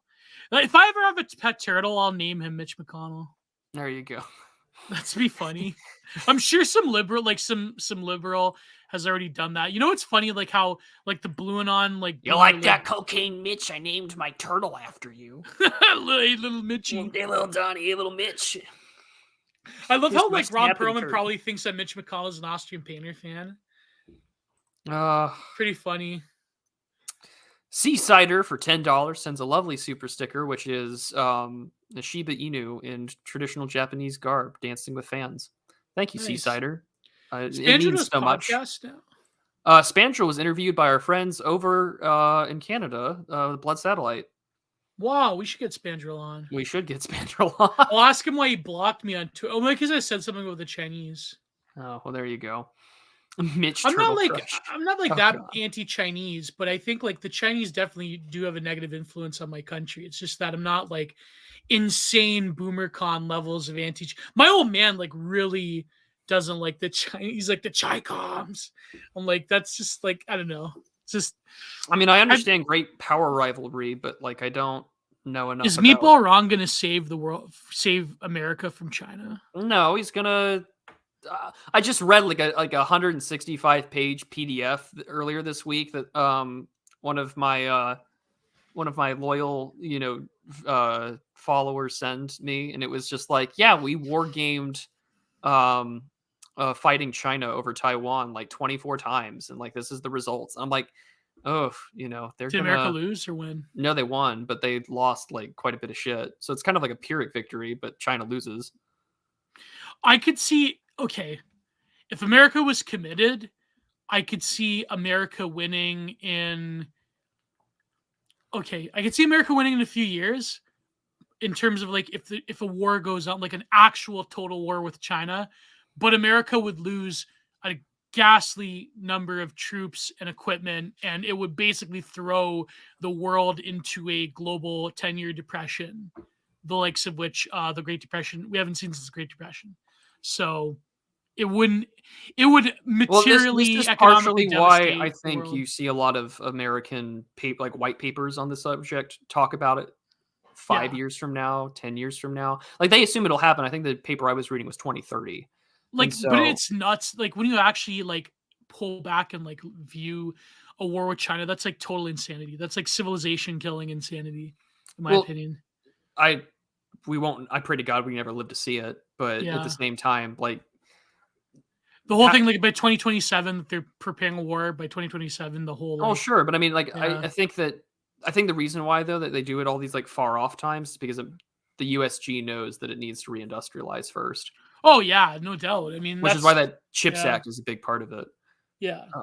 But now that China secured the lithium mines in Iran, and that's big. That's huge. Well, I mean, the same thing with securing a good deal with the lithium triangle in South America. Yeah. Like, really, if like I do think that you're going to see like the two biggest areas in the next 50 years where there's going to be major foreign intervention will be the South China Sea and Mexico. Yeah. Like, there's some interesting lectures. Chinese arming the cartels. There's been some interesting lectures about that. I have changed my PFP because we are at Super Chat's time, and it is time for you to sneak them over. Do you think the Chinese will cooperate with the cartels? Well, this is okay. So like because the cartels are a wild card in this. If there truly is a push for Mexico, who knows? I don't know because I have not done enough research. I did a lecture about a year ago on this, talking about the Chinese relationship to like the community of it's like Central America or Central American, Latin, Caribbean states, CELAC, that AMLO has been really big on pushing, and like there's been some stuff about like information and technology sharing that could potentially lead to like surveillance and things like that. Oh yeah. And so I don't know, because again, I remember in the Obama administration where Secretary of State John Kerry was just like the Monroe Doctrine. We don't need that shit anymore. And it's just like, you kind of do, but I mean, it's at your border. I mean, America has another border with an irrelevant country, but I mean, the Chinese are also heavily interested in. Oh yeah, of course. You know. Oh, did you see the recently with Trudeau? Yeah, I did. Yeah. So nothing will come of it, of course, because of the Canadian managerial state. But of course, it is nice to know. Always have to certify elections despite Chinese intervention. Yeah, but like again, it's like the trucker inquiry. You think Trudeau is going to pay the price for anything? Come on. No. So there you go. Well, it's the same thing that we talked about with on Popular Opinions, was just that Matt Hancock can get around on the tube and get yelled at by people, but no one's going to do anything about him. A is right. That guy's such a worm, man. Like, absolute, oh my God. absolute evil. But Mr. Patchouli saying need for Sneed sends £5. Well, thank you so much, sir. Need for Sneed. Need for Sneed. That's what the PFP is for, courtesy of our good friend Cody Browning. Love it. Those games are all right. We have a great audience and community here, Gio. Yeah. No, did you play any? I think I played one Need for Speed because my friend had it on like PS2. I played Need for Speed 4. Yeah, that was a good one. I'm trying to think. You know what my favorite racing game was the Skidoo one from like PS1. It had the Rob Zombie, the Dracula 2000 track.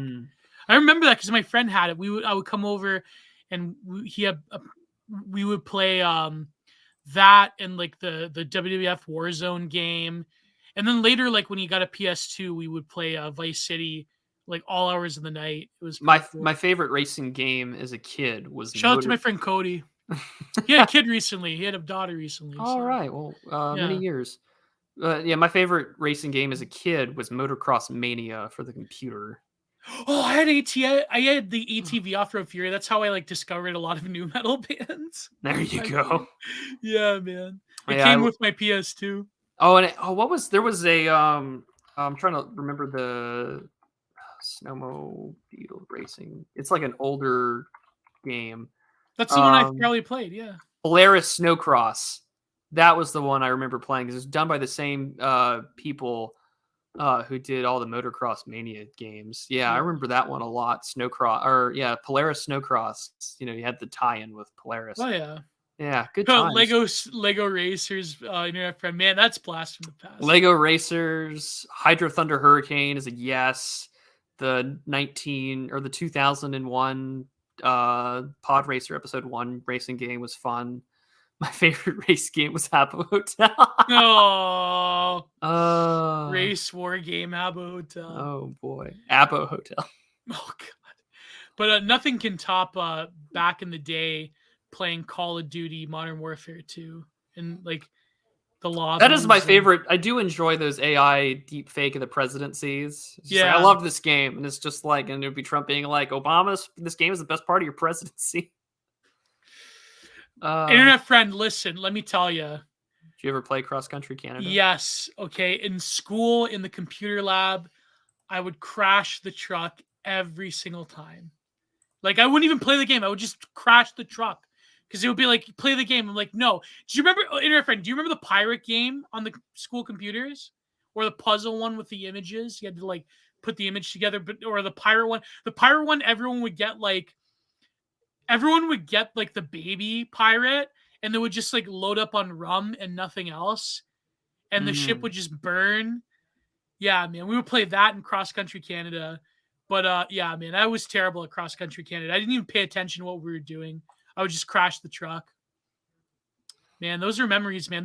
Only a Canadian millennial knows what that means to like go into the computer lab when you had like computer lab and then like play Cross Country Canada. I love how Ace is saying that we're still going when this guy streams for like 3 hours in the middle of the night because he's Pacific time.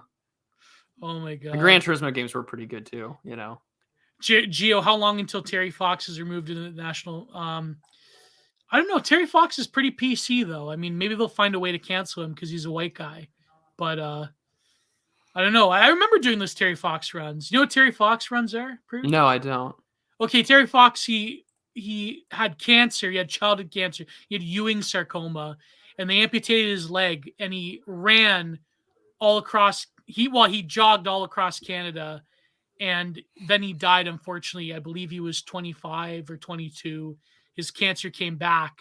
They didn't get it all, and every year when he died on his Memorial Day, we go out and like every school like walks the block in Canada or so. We have Terry Fox runs.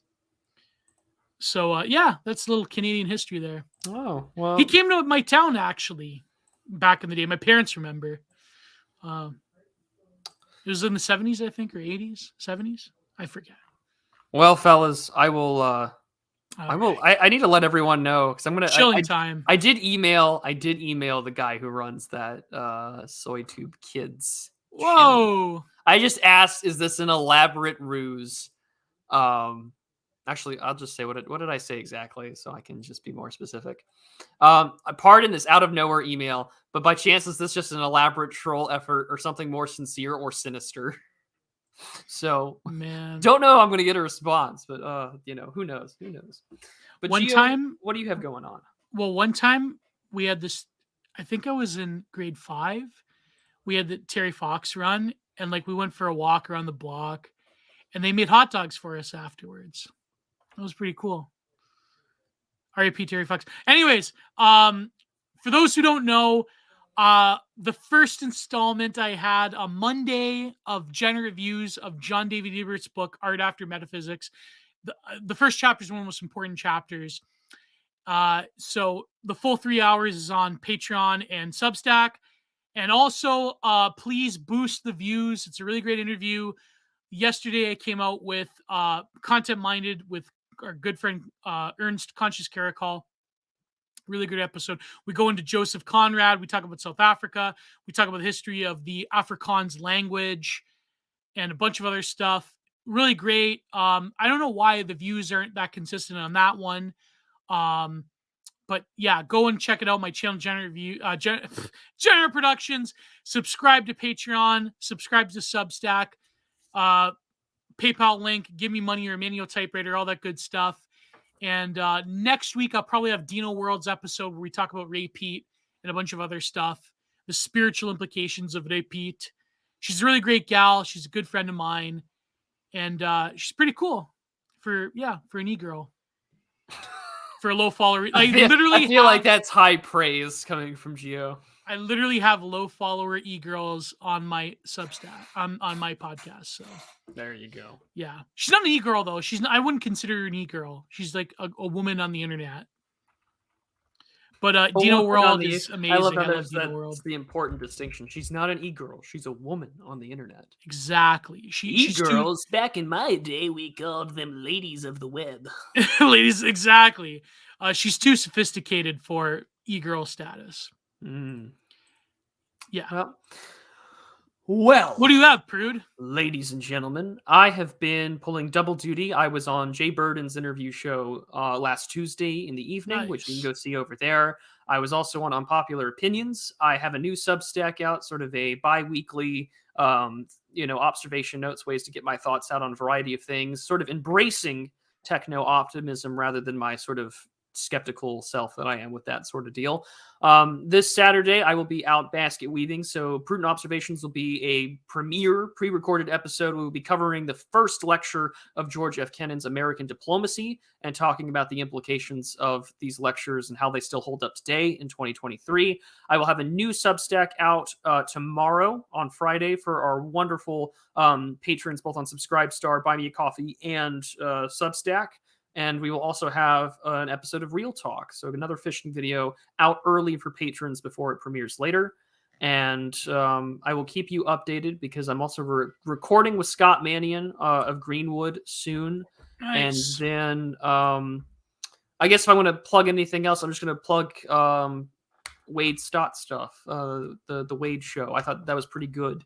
It's stuff that you can show off to your folks while you still can appreciate it. and he's actually got pretty good comedic chops for him. So that'll be the things that I do there. So to embrace the wonderful world of our late 90s nostalgia, be kind, rewind, and be sure to watch the VOD if you missed it. We will be live next Thursday on Geo's show, pending force majeure, act of God, or anything else. But we've got plenty of great stuff cooked up in for you, and we'll see you all next time. God bless. Goodbye. Too sweet. See you, gents.